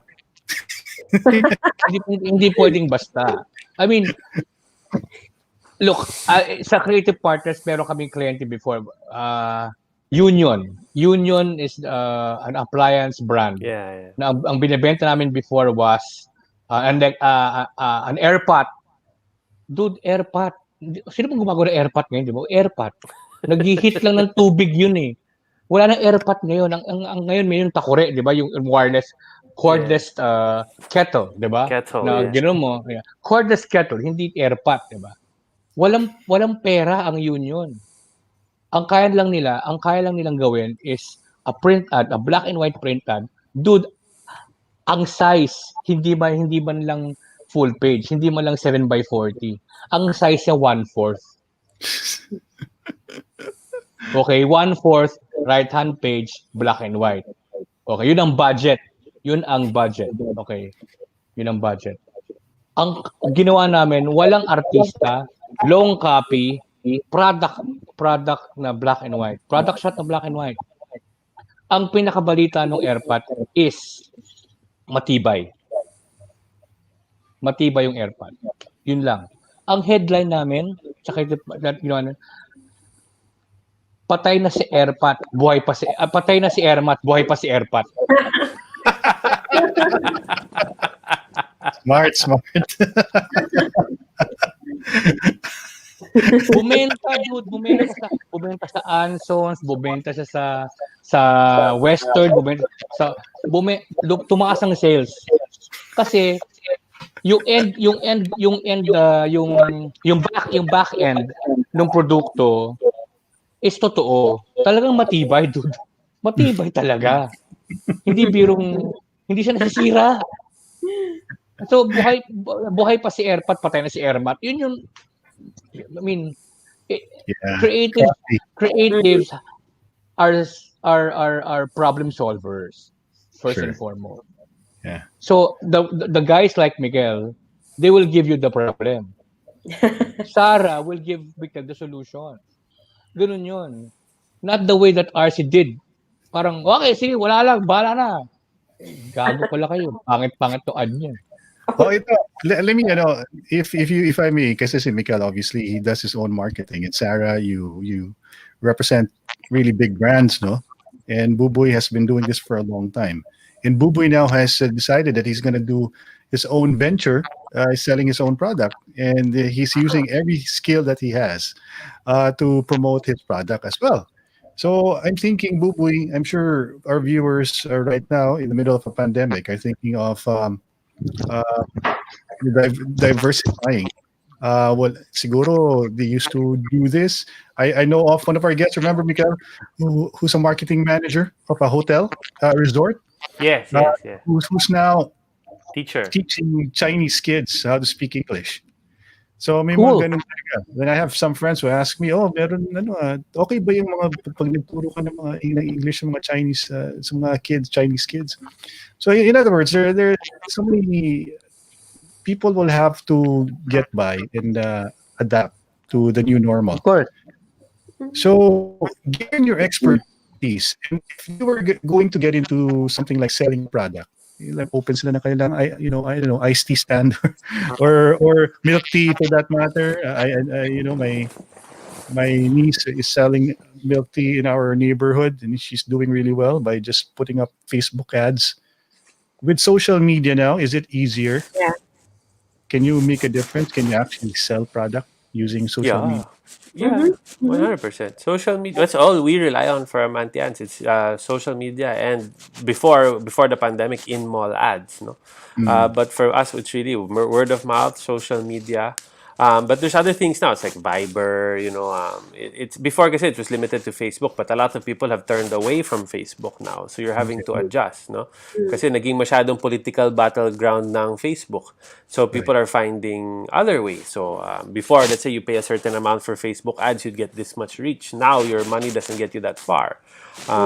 So we're all experimenting. There's things like Viber groups, all sorts of stuff kailangan mo to do. But if you are a small business now, especially during the pandemic, people who started baking or all sorts, they're selling a lot just from their friends sharing it on Instagram. How many things I've bought na kasi my friend posted a cake or a thing, uy, okay yan. And then, even sometimes you don't want to buy it, it's also just as a means to support your friend. It just ends up balloon. I have a friend now, she was just selling cakes for fun. Now, talagang ang haba na ng wait list niya.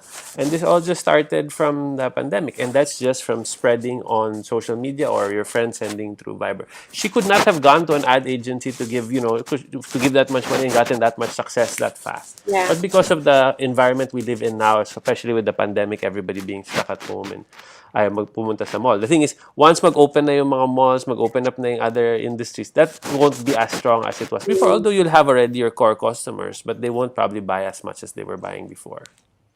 Boy, for people who don't have any background in advertising and they're faced with the challenge of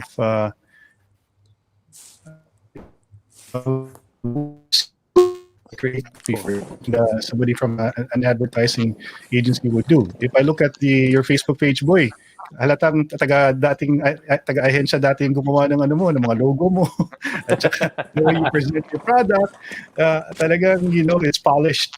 So if somebody wanted to sell product and that's, they want to sell their, pancit and then they want to look more professional, what would be your advice and how long will it take for them to learn the basics of, conceptualizing ideas and then coming up with a good design? Ano yung tingin mo, can they do a crash course on this, or is this something that is viable for anybody who's like a regular Joe? Viable? Kung matagal, parang imposible ata yun. But maybe the best thing that I can share is if you're new to this and you're new to advertising your own product, magpakatotoo ka lang kung ano yung produkto mo. Don't sugarcoat anything. Don't. Right. If you're selling a new pair of shoes na ikaw lang gumawa, ang ibenta mo kung paano mo ginawa at bakit mo ginawa, not the shoe. Because your shoe will be the run of the mill of any other shoe out there. Kalaban mo Shoe Mart, kalaban mo Marikina Shoe Expo, kalaban mo Tribu, kalaban mo Sandugo, whatever. But the one that separates you from them is how you made it and why you made it. Diba? Yun eh. That will separate you. That's advertising. Ang tawag doon is your unique selling proposition. That's unique to you. Okay? Funny thing, boy, that you mentioned that, kasi before we continue, gusto ko lang interject na si Presidente Duterte, I don't mean kasi, his brand is authenticity.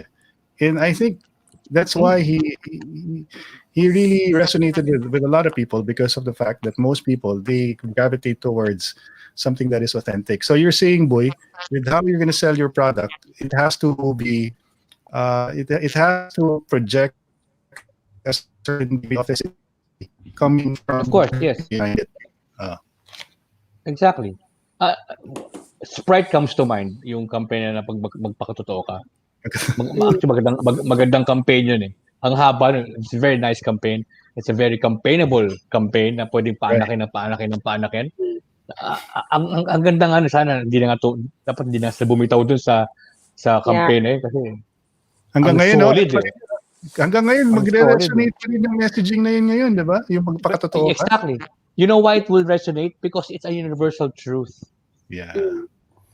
You apply a universal truth to a brand. Mikel, apply it to your auntie-aunts. Any Yun. universal truth. Any universal truth. You will succeed with every universal truth that will be associated with a pretzel. Let's do it. But Ron, I have a thing about ads now, like in marketing in general. You know, because it's very important the story behind it, like what Buboy said. There has to be an attachment. People have to believe a certain way. So, but just to show you how marketing works. So, like, let's say Nike, diba, they released that ad not so long ago during the pandemic about we all missing football. So everybody's strong. Wow, Nike's the best. They're so nice. It's so good that people are willing to forget that they use child laborers to make their shoes and all those other things, you know. No, nobody talks about that anymore. It's just, oh, look at that ads, is Nike. You know, Nike's captured the market so much so already. Now they can, you know, people don't talk about those kinds of things. You know, but there's, you know, there's other brands that, like what Buboy said, are truly genuine. They are really what they are. They've always been like that, and you can see how they. Because what's important now with people, a lot of times, with the exception of the bigger brands like sila Nike, is yung kumbaga your brand, who you are, what you do behind the scenes, how you treat your employees, what you do for the local communities, those kinds of things. That's why people fall over themselves sometimes with all the fake stuff na kuwari, they're giving away this, alam mo yun? Like sila McDonald's, Jollibee, they all have these mga outreach kinds of things. So some of them are genuine also. But because people, you know, it's very important to the younger consumers that your brand is correct. No? Di ba? They're trying to, kaya nga si RC gusto nila basta. Para lumipat ka na sa kanilang, ano mo yun? Kasi ayaw nila ng mainstream. But that's why it's not anymore just the product. Before, it's just a product. This is good. This is a good cookie. Buy it. Now, this cookie was made with single origin, cacao beans, from ganyan. I made this in the trunk of my mom's car because I was so broke. And it's always like that kind of story. Yeah. Iba talaga yung mga strategy ng mga brands or how they want to do it. Kasi parang, to Google's point, you know, it's the story behind your product. Because if you don't really have a differentiator, something that differentiates you from all the other brands or products in the same category, parang what sets you apart? So maybe it's the story, maybe it's how you did it, maybe it's where you got it from, maybe it's what your purpose is, or what sets you apart, yun eh. Yeah, it's simply your identity. So even if Nike comes up with so many beautiful films, and they do, I still buy Adidas. But I love Nike's ads, but I still buy Adidas because I know. Ron, magandang point yung sabi ni Sarah na ano yung identity. This thing called brand identity. Okay. And brand equity. Okay. Adidas and Nike and Apple have their own brand identities that we are enamored to already. Okay. Adidas, nothing is impossible is nothing. Nike, just do it. So, yung just do it parang basta lang yun, pero on a positive note. Diba? Parang ganun lang. Yeah. Now, going back to RC, what kind of equity do they want to achieve? Wala lang. I mean, wala lang. Wala. Yung mga ampun, sana bumili ng RC Cola. Sa tanong ko lang na yun, boy, nasasagot na kagad na kanilang branding eh. Wala lang. Yun nga eh, dude. I mean, Coca-Cola's equity is family, and it's just been there for the longest time.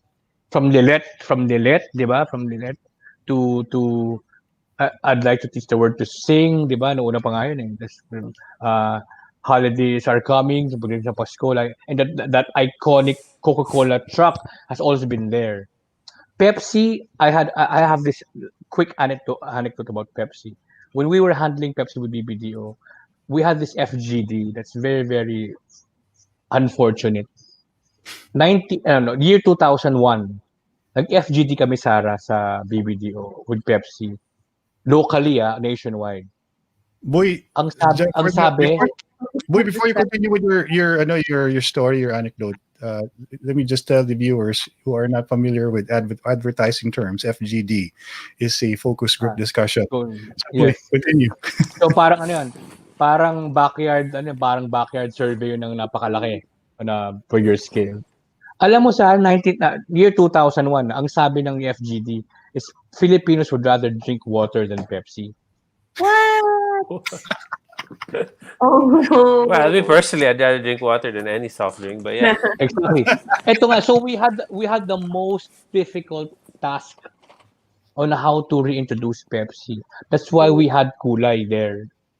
In-inject namin yung kulay. So the next gen was Pepsi. That's ours. That was BBDO's.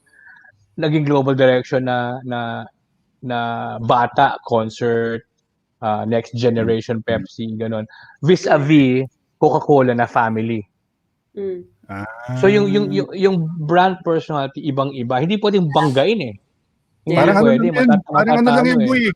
Parang ano lang yung buhay, kapamilya tsaka kapuso. Pare nga pagkaiba. Actually kapamilya tsaka yung kabarkada, yun. Kabarkada ba? But didn't Pepsi have those ads before that said for when there's no Coke? Yes. I mean, I appreciate those more.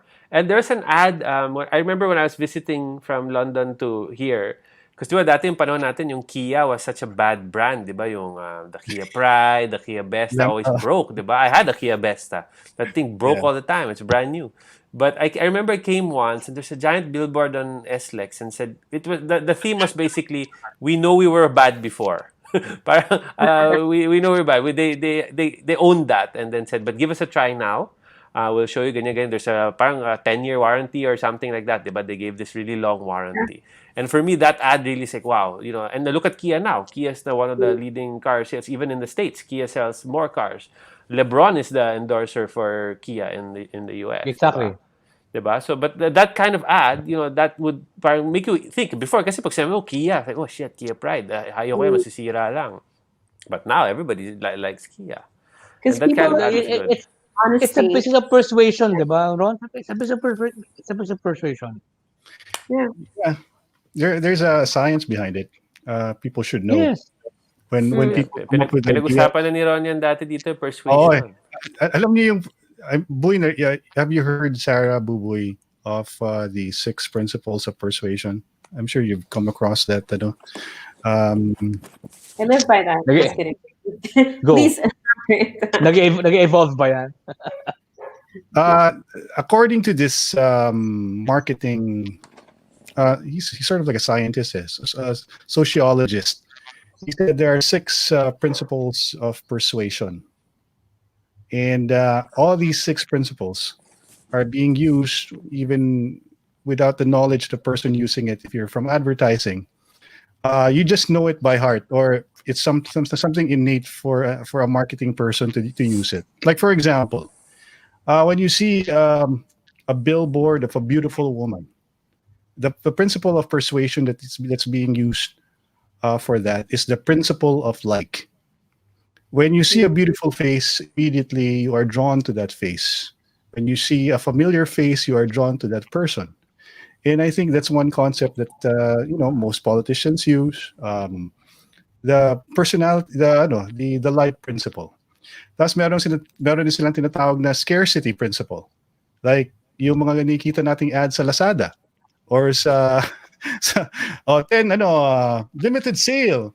Mga 12 by 12 or 11/11 so 1-day sale. Yung tao, dahil alam nila, isang araw lang to, magbibili ako kahit na hindi nila kailangan.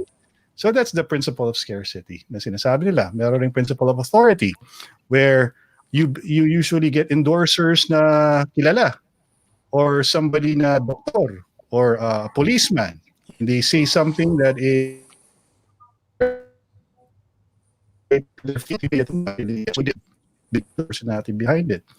And there is the principle of consistency. Ito yung pinaka-tricky. This is something na sneaky na tinatawag nila.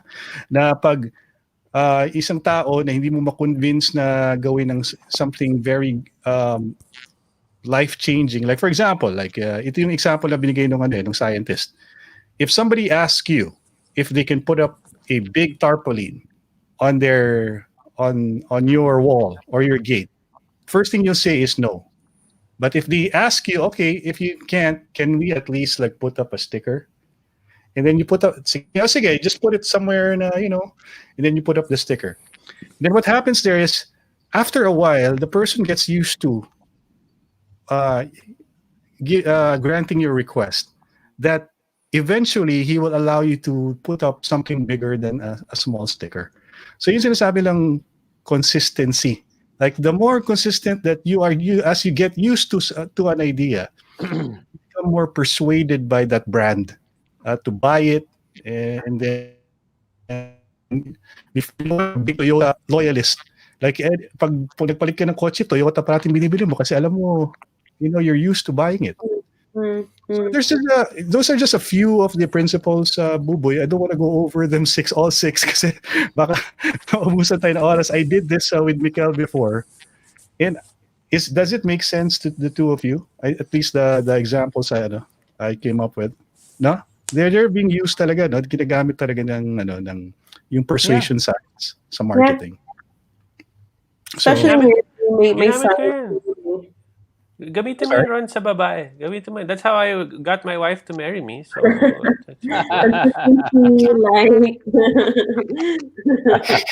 sa tingin mo, Mikel, high school ko pa binasa yung persuasion science na yun eh. It works. If you just gotta, you gotta apply it. No, baka talaga. Tapos may isa pa, consensus. When people say 9 out of 10 people believe that Safeguard is the best soap for you. Yan. Science of persuasion daw yan. Lahat ng mga concepts that are being used in marketing and advertising. Marketing and marketing. Yung science ngayon kasi in the digital world now, in the digital world, like the social media, all these things, mas profound na like the person who's in the film has to face the audience because the audience like to connect with someone facing them. If the face is turned around, the attention span is gone. Or like they like to be shocked with intrigue in the beginning, in the first 5 seconds, or they would like to feel this way or that way. And so it's gotten a little bit more complex. So when you watch something, when you see anything like any ad, most of the time you have a bunch of people who had to analyze every second to keep you hooked, to keep you wanting to watch more. Katulad sa sabi ni Sarah Ron, I think it's a complex thing yung sabi sa akin na may principle of this and that, no? Iba-iba. But as creatives, it depends on the brief and what will apply. Ganun lang yun. Kung in relation to the RC Cola, if we were given that brief and say the RC Cola said na, oy, we have to be relaunched in a different way. Ang next kong question doon, Sarah, correct me if I'm wrong, ang next question is, sinong kausap mo? Anong gusto mong sabihin? Paano mo gusto mong sabihin? Basta. Yeah. Basta. Kasi yung Mac, yung Apple ad na Think Different, yung here's to the crazy ones. Here's to the... It's the same thing. It's the same concept as RC Cola. Na they're talking to a particular segment na iba. Na you want to be different? You want to be different? This is the brand for you. But it was executed and written more effectively than that crappy RC Cola ad. Boy, you know what? We should probably play that ad because it's an old commercial of Apple, and I'm sure not all of our viewers have seen it. Can I, Rod, can we ask the viewers, may mga nakatikim na ba ng RC Cola dito? Masarap ba? I can't remember kasi I tried it a long time ago. RC Cola tastes like cough syrup. Just kidding. Pwede ba siya? Parang root beer. Wait. Para siyang Pepsi na may arnibal. Baka pwede halo sa ram yan. Bakit? Pwede halo sa ram. Pwede. Yun na lang pala ginamit nilang avenue. Depressed ka ba whiskey. dahil sa pandemic ito? Ihalo mo sa RAM, panalo na tapos. We have by the way, I have a colleague in government listening, si Angel Abella. She works for the communications department of the government. Sabi niya, shock and awe in marketing can only do so much these days. It's so short-lived and doesn't translate to better bottom line oftentimes. Relatability with your target market will still applies to this day. Coca-Cola, family versus Pepsi, individuality. Guess what works with Filipinos better? And she enumerated a few things here. She says that family, romantic relationships, individuality, those are like the key selling points, I guess, for most products that the advertising agencies are using in coming up with their brief. Tapos si Archibald Clemente, pa-shoutout sa asawa ko, Michelle Clemente. Salamat. Hi, Michelle. Hey. Ron, panalo yung comment ni Nelia Ortiz dito. Sabi, sobrang matamis. Sana yung taste na lang ang in-improve nila.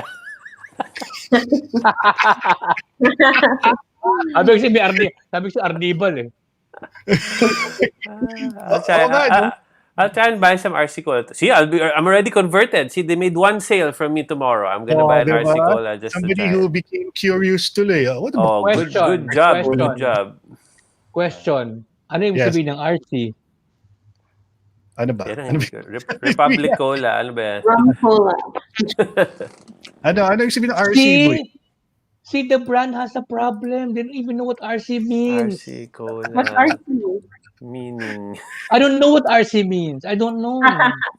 Tama. Royal Crown Cola. Oh, Royal Crown. There you go. Next question. Why?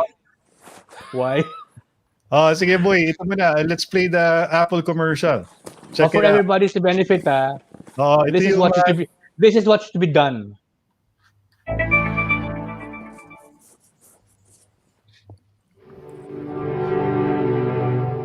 Here's to the crazy ones, the misfits, the rebels, the troublemakers, the round pegs in the square holes, the ones who see things differently. They're not fond of rules, and they have no respect for the status quo. You can quote them, disagree with them, glorify or vilify them, but the only thing you can't do is ignore them. Because they change things. They push the human race forward. And while some may see them as the crazy ones, we see genius. Because the people who are crazy enough to think they can change the world are the ones who do.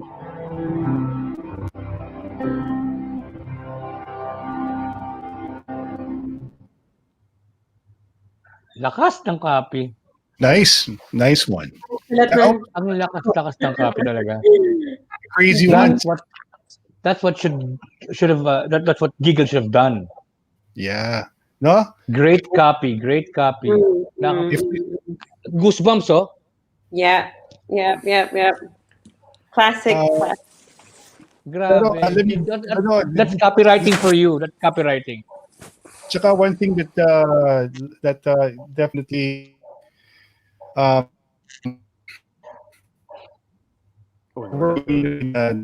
subscription from Apple is yung advertising term is brand equity. That creates brand equity right there because of the fact that it has so much substance that you can relate to it, and it's inspirational enough for you to see the brand in a different way na parang galing ng yes. That's what they stand for. Parang it's brand association eh. Yeah.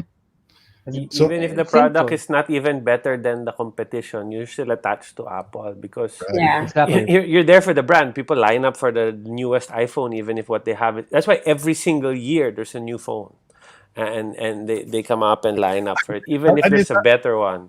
ang sabi nila, Mikel, lahat ng ginawa ng Apple na bago, ginawa na ng Samsung noon pa. Yun na nga. Wait, I was an Apple guy for the longest time, ever since. Right. But 2 years ago, I was just so fed up with the Apple always dying. The battery was always dead. So it's like, oh, fine, I'll just buy it. I just tried the Samsung, and the battery lasts me all day. I'm happy as hell. And I realized when I had the Samsung, I said, oh my God, this phone can do so much. Like you can watch YouTube and send a text message at the same time. Mind blown. But But Michael, that's how good Apple was in marketing exactly. and advertising. Diba? But Grabe, no? that was the competition between Apple and Microsoft. Like if you listen to Simon Sinek, he'll tell you that Apple knows their product. They don't market it as this is the best. They don't say that. That's not what they're selling you. If you want really the best, there's people who've come up with like a better MP3 player than the iPod ever could be. But people still bought the iPod. And it was Why? because of the brand and everything that and Apple also became the cool thing. If you had another MP3 player, until now there's a stigma for Android users until today. Diba? Like, Android, there's so many memes on the internet about how horrible Android users are, diba? But because that's the brand you're paying for. It's not so much that your product is the RC Cola could be the best tasting soft drink out there. To some people, Pepsi will probably taste better than Coke. But it's, you're not really buying that. Or, baka tama si Sarah, Adidas is a better brand than Nike kasi Nike parating tumutuklap yung Yeah, every spikes I've had that were Nike didn't last. My Nikes always break. Look guys, Nike, malutong ang Nike. Malutong. Mas magaling yung mga child labor ng Adidas kaysa doon sa child laborer ng Nike. Pero bili ka pa rin ng Nike, di ba?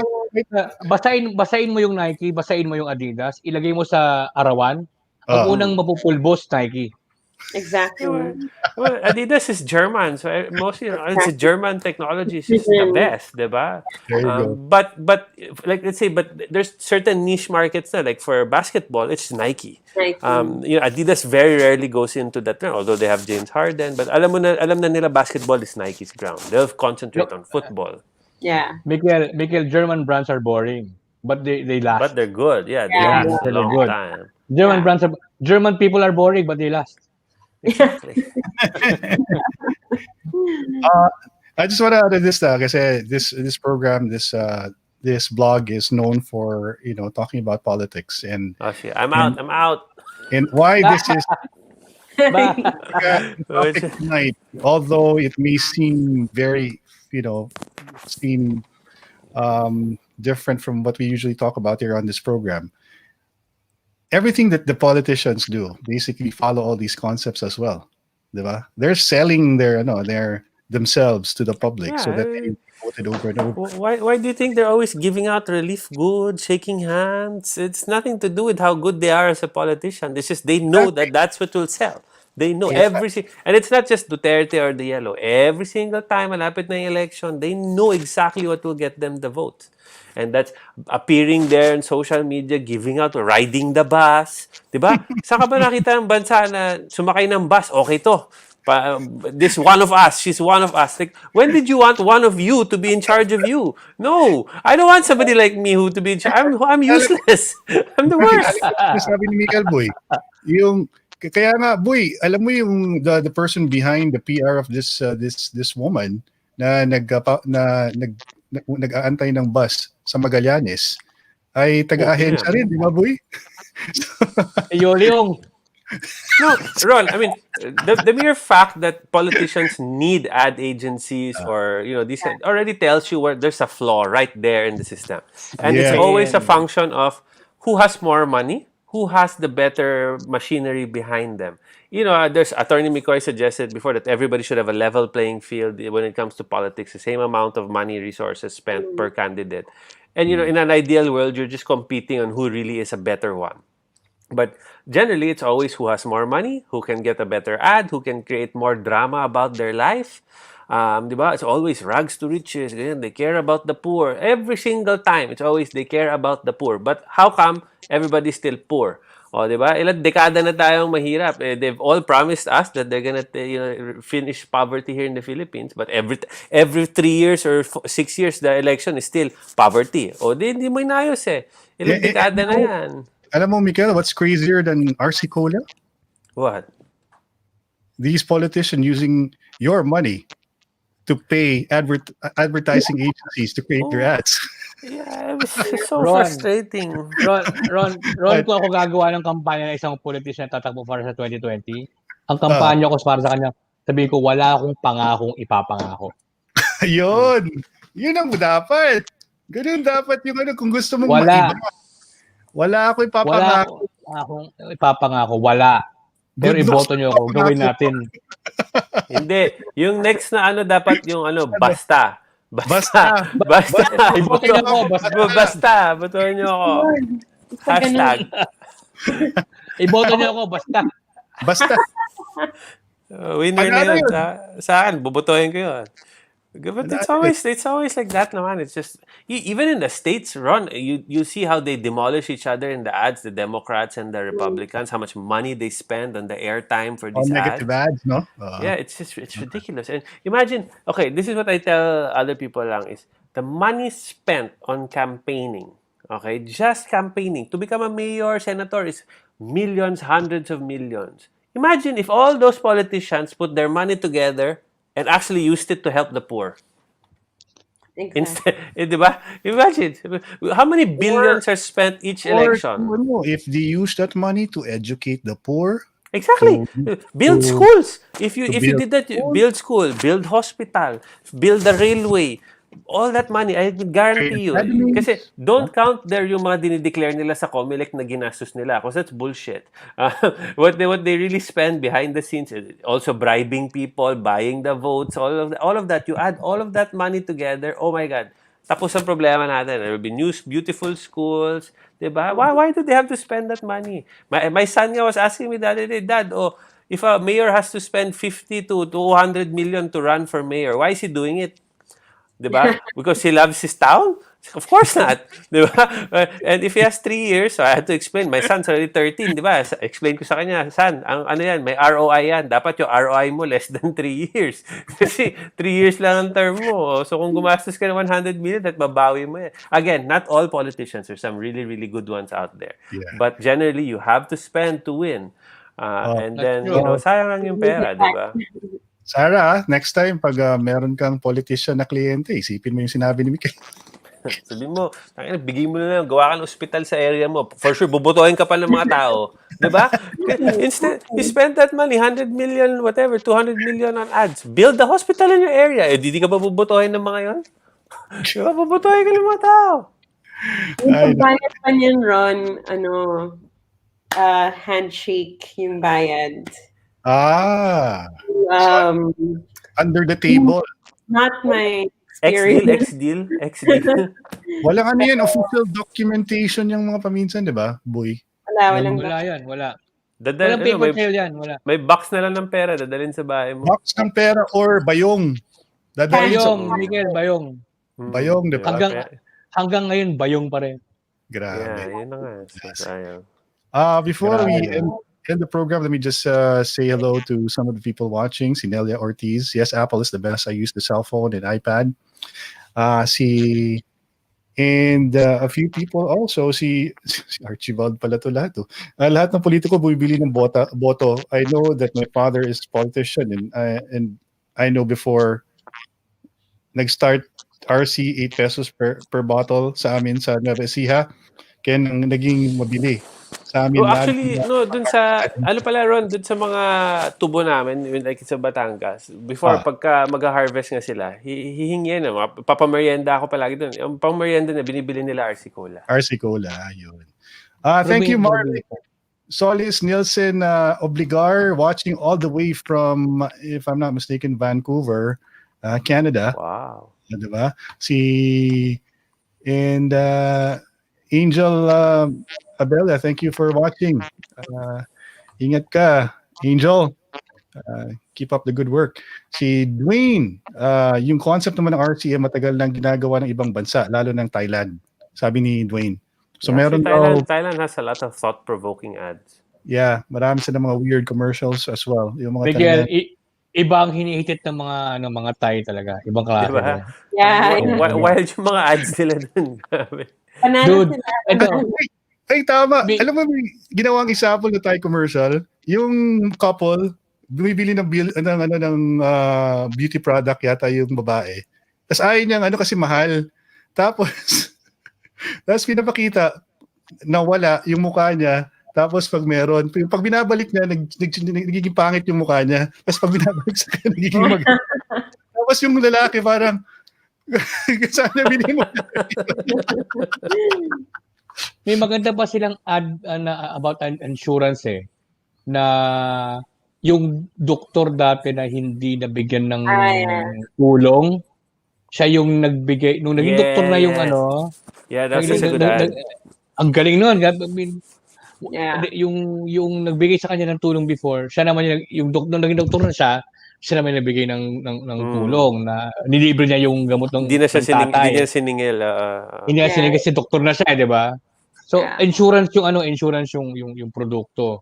Galing. So, Thailand's good. Ewan ko, iba yung hinihitit nila talaga doon. Iba. Anyway, thank you so much, Evangeline Aspiras, si Alfredo Gallo, Pablo Salazar, Vincent Agustin, Edna Oshita. Nice topics, as always. Keep it up, guys, sabi ni Edna.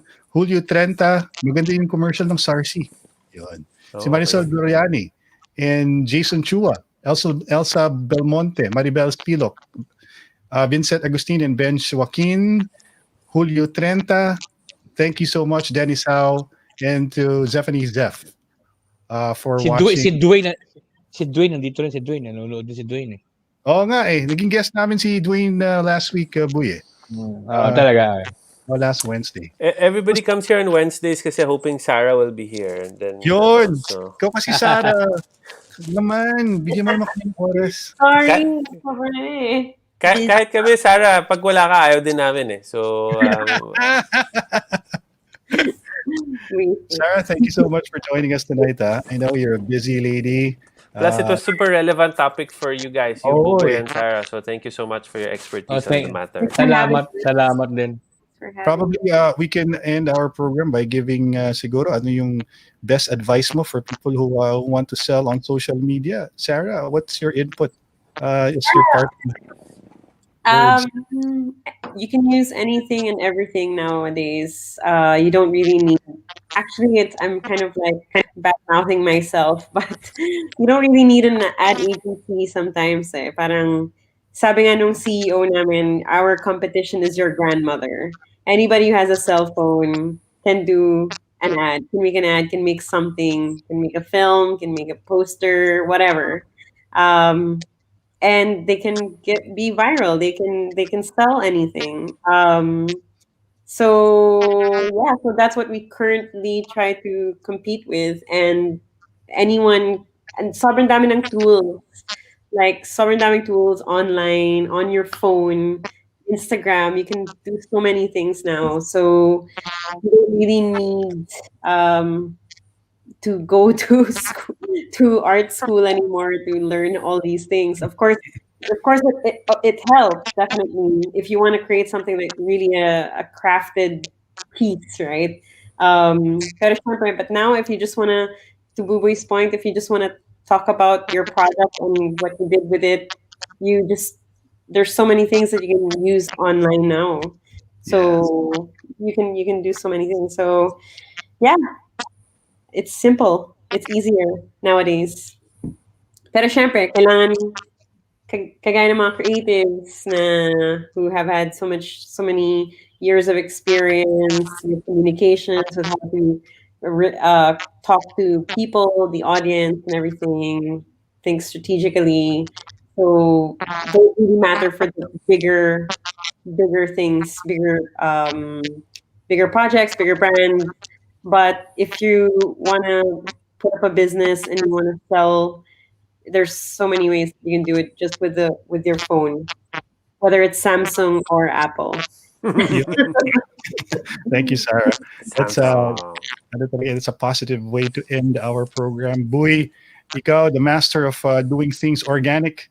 What can you say? Ikaw pa, you set as an example yourself because you're starting anew with a different industry and you're using all your skills. So for the people who are also doing the same thing as you, what type of would you say to them to inspire them to keep on doing what they're doing? Actually, Ron, isa lang ang pwede kong sabihin. Everybody's using the same thing. They have their own phone. Everybody has a phone. Everybody has a laptop. Everybody can learn Photoshop. Everybody can learn After Effects. Everybody can learn Premiere. Everybody can edit. Everybody can produce. Everybody can use cameras, use lights. Everybody. But the question is, how will you use them? What will you say? That's the most important thing. What is your message that will sell your product? Yun. How different will you say your message? Anybody can make a brilliant ad, a 4K, 1080p, glossy film, 3 minutes, done in Ariflex, whatever. Diba? But if it's going to be an RC Cola ad, it's going to be crap. Diba? Now, if I use an old iPhone on an Android and I make something like Think Different Apple, which will sell? Tell me. Right. Ganun lang kasimple yun. It's not the what, it's the how. Good point, boy. Thank you so much for that. Mikel, owner of Auntie Anne's. You want to probably plug a few things and then what's your big takeaway? Ang pinakamasarap na pretzel sa buong mundo. Thank you. Just want to say thank you to everybody who watched tonight. We really appreciate it. Long time no see. I've been away for 2 weeks. It's been great. I detoxed from politics. I feel fresh. Pinatay ko muna yung Facebook ko, social media, para walang away-away sa politics. Ang saya. For Auntie Anne's, guys, please, thank you for all the support. Please continue to buy from us and other people in the industry. You know, everybody needs support right now. Talagang mahirap talaga. We are doing our best to keep all our team members. We haven't let go of anybody yet. That's really our main goal. Wow. But if you can support, talagang sobrang hirap na. Talagang lugin na. But we do it because we really value our team. You know, people always like the story behind it. Obviously, the pretzel's very good, but I am most proud of the team that we have because they work so hard. They're always smiling. They go through such difficulty and challenges every day. They never complain. And so, if you can support us, but also all the other guys in the malls, because talagang madami naghihirap and people need these jobs. And I pray for things to get better so people can go back to work and do what they love doing, and we can all play football and see each other, see our families. You know, so thank you for all the support of our brand. We really, really appreciate it. Dami kami mga promos. If you get a chance, go to our Facebook page, Auntie Anne's, and our Instagram pages. Those are our main. You can see all the promos we have, the new flavors, new products we're selling. We are launching something lang, promote lang right now. You can make just reheat pretzels at home. Okay, so it's already pre-made pretzels. You just have to reheat it. Comes in packs of 6, so perfect sa mga nag-aaral sa bahay, working from home. Available first in 4 stores. So Greenbelt, SM Mega Mall, Robinsons, Magnolia, and Alabang Town Center. But anyway, go on our page and you'll see everything there. And thank you for all the support. Stay safe, guys. May COVID pa rin, ha? Baka akala nyo wala na. Meron pa. Actually, meron tayong viewer, Mikel, who's gonna sabi ni si Nelia Ortiz. I usually buy Auntie Anne's in Robinsons Metro East and SM Marikina. Thank you so much. Those guys sa Marikina, yung mga binaha dyan, wild. The stories I can tell you about the teams we have there, their houses were flooded. It was really messed up. Talagang kawawa. We made fund drives for them, sent them clothes. But they came back to work the next day. I kept saying, Wow. hey, take as much time as you want. You don't need to come back. And then they came back kasi they're so dedicated. So talagang, we can't complain. We cannot complain because there are people out there who have it so bad, but they just smile and get on with their lives. So just remember Iba talaga ang Filipino worker, Mikel. Super. I mean, Ron. sometimes people take advantage of that, but they're just so good. I cannot complain. Yes, Ron, boy. That's a testament on how a brand should be. Yeah. It transcends anything. It transcends branding. It transcends mainstream media advertising. It transcends social media advertising. It's deeper than that. That's it. That's what makes a brand. Yun. Thank With that, Sarah, Buboy, Mikel, thank you so much. Boy, Sarah, dapat, Sarah naman, sana naman you can come in every Wednesday. Kahit na late. Para meron tayong perspective coming from Singapore. And syempre, ano ka rin, it doesn't, it also, it doesn't hurt that you are eye candy for all the male viewers, of course, of Istoryang Futbolero. Na, ina mo? Ay, candy din naman Ay, candy din kami ni Buboy. Anak mo. Alright. Ron, wag mo pagsasabayin si Sarah at si Celine, ha? Uy, nangyari yan. na yan. Nangyari na yan. Nangyari yan? Nangyari na yan. Wawarningan nyo, kailangan ko ng atsara. Alright, so don't forget, hindi pa tapos yung pandemya. Wala pang vaccine. So please, wag natin kakalimutan sundin ang DOH at ang DILG, yung ating munting paalala sa at the end of our program, which is bidang may disiplina, bawal ang walang mask, i-sanitize sa mga kamay, distansya ng 1 metro, at alamin ang totoong impormasyon. Bawal ang fake news. Diba, Sarah, Buboy, and Mikel? Alright, guys. Bye. See ya. Bye.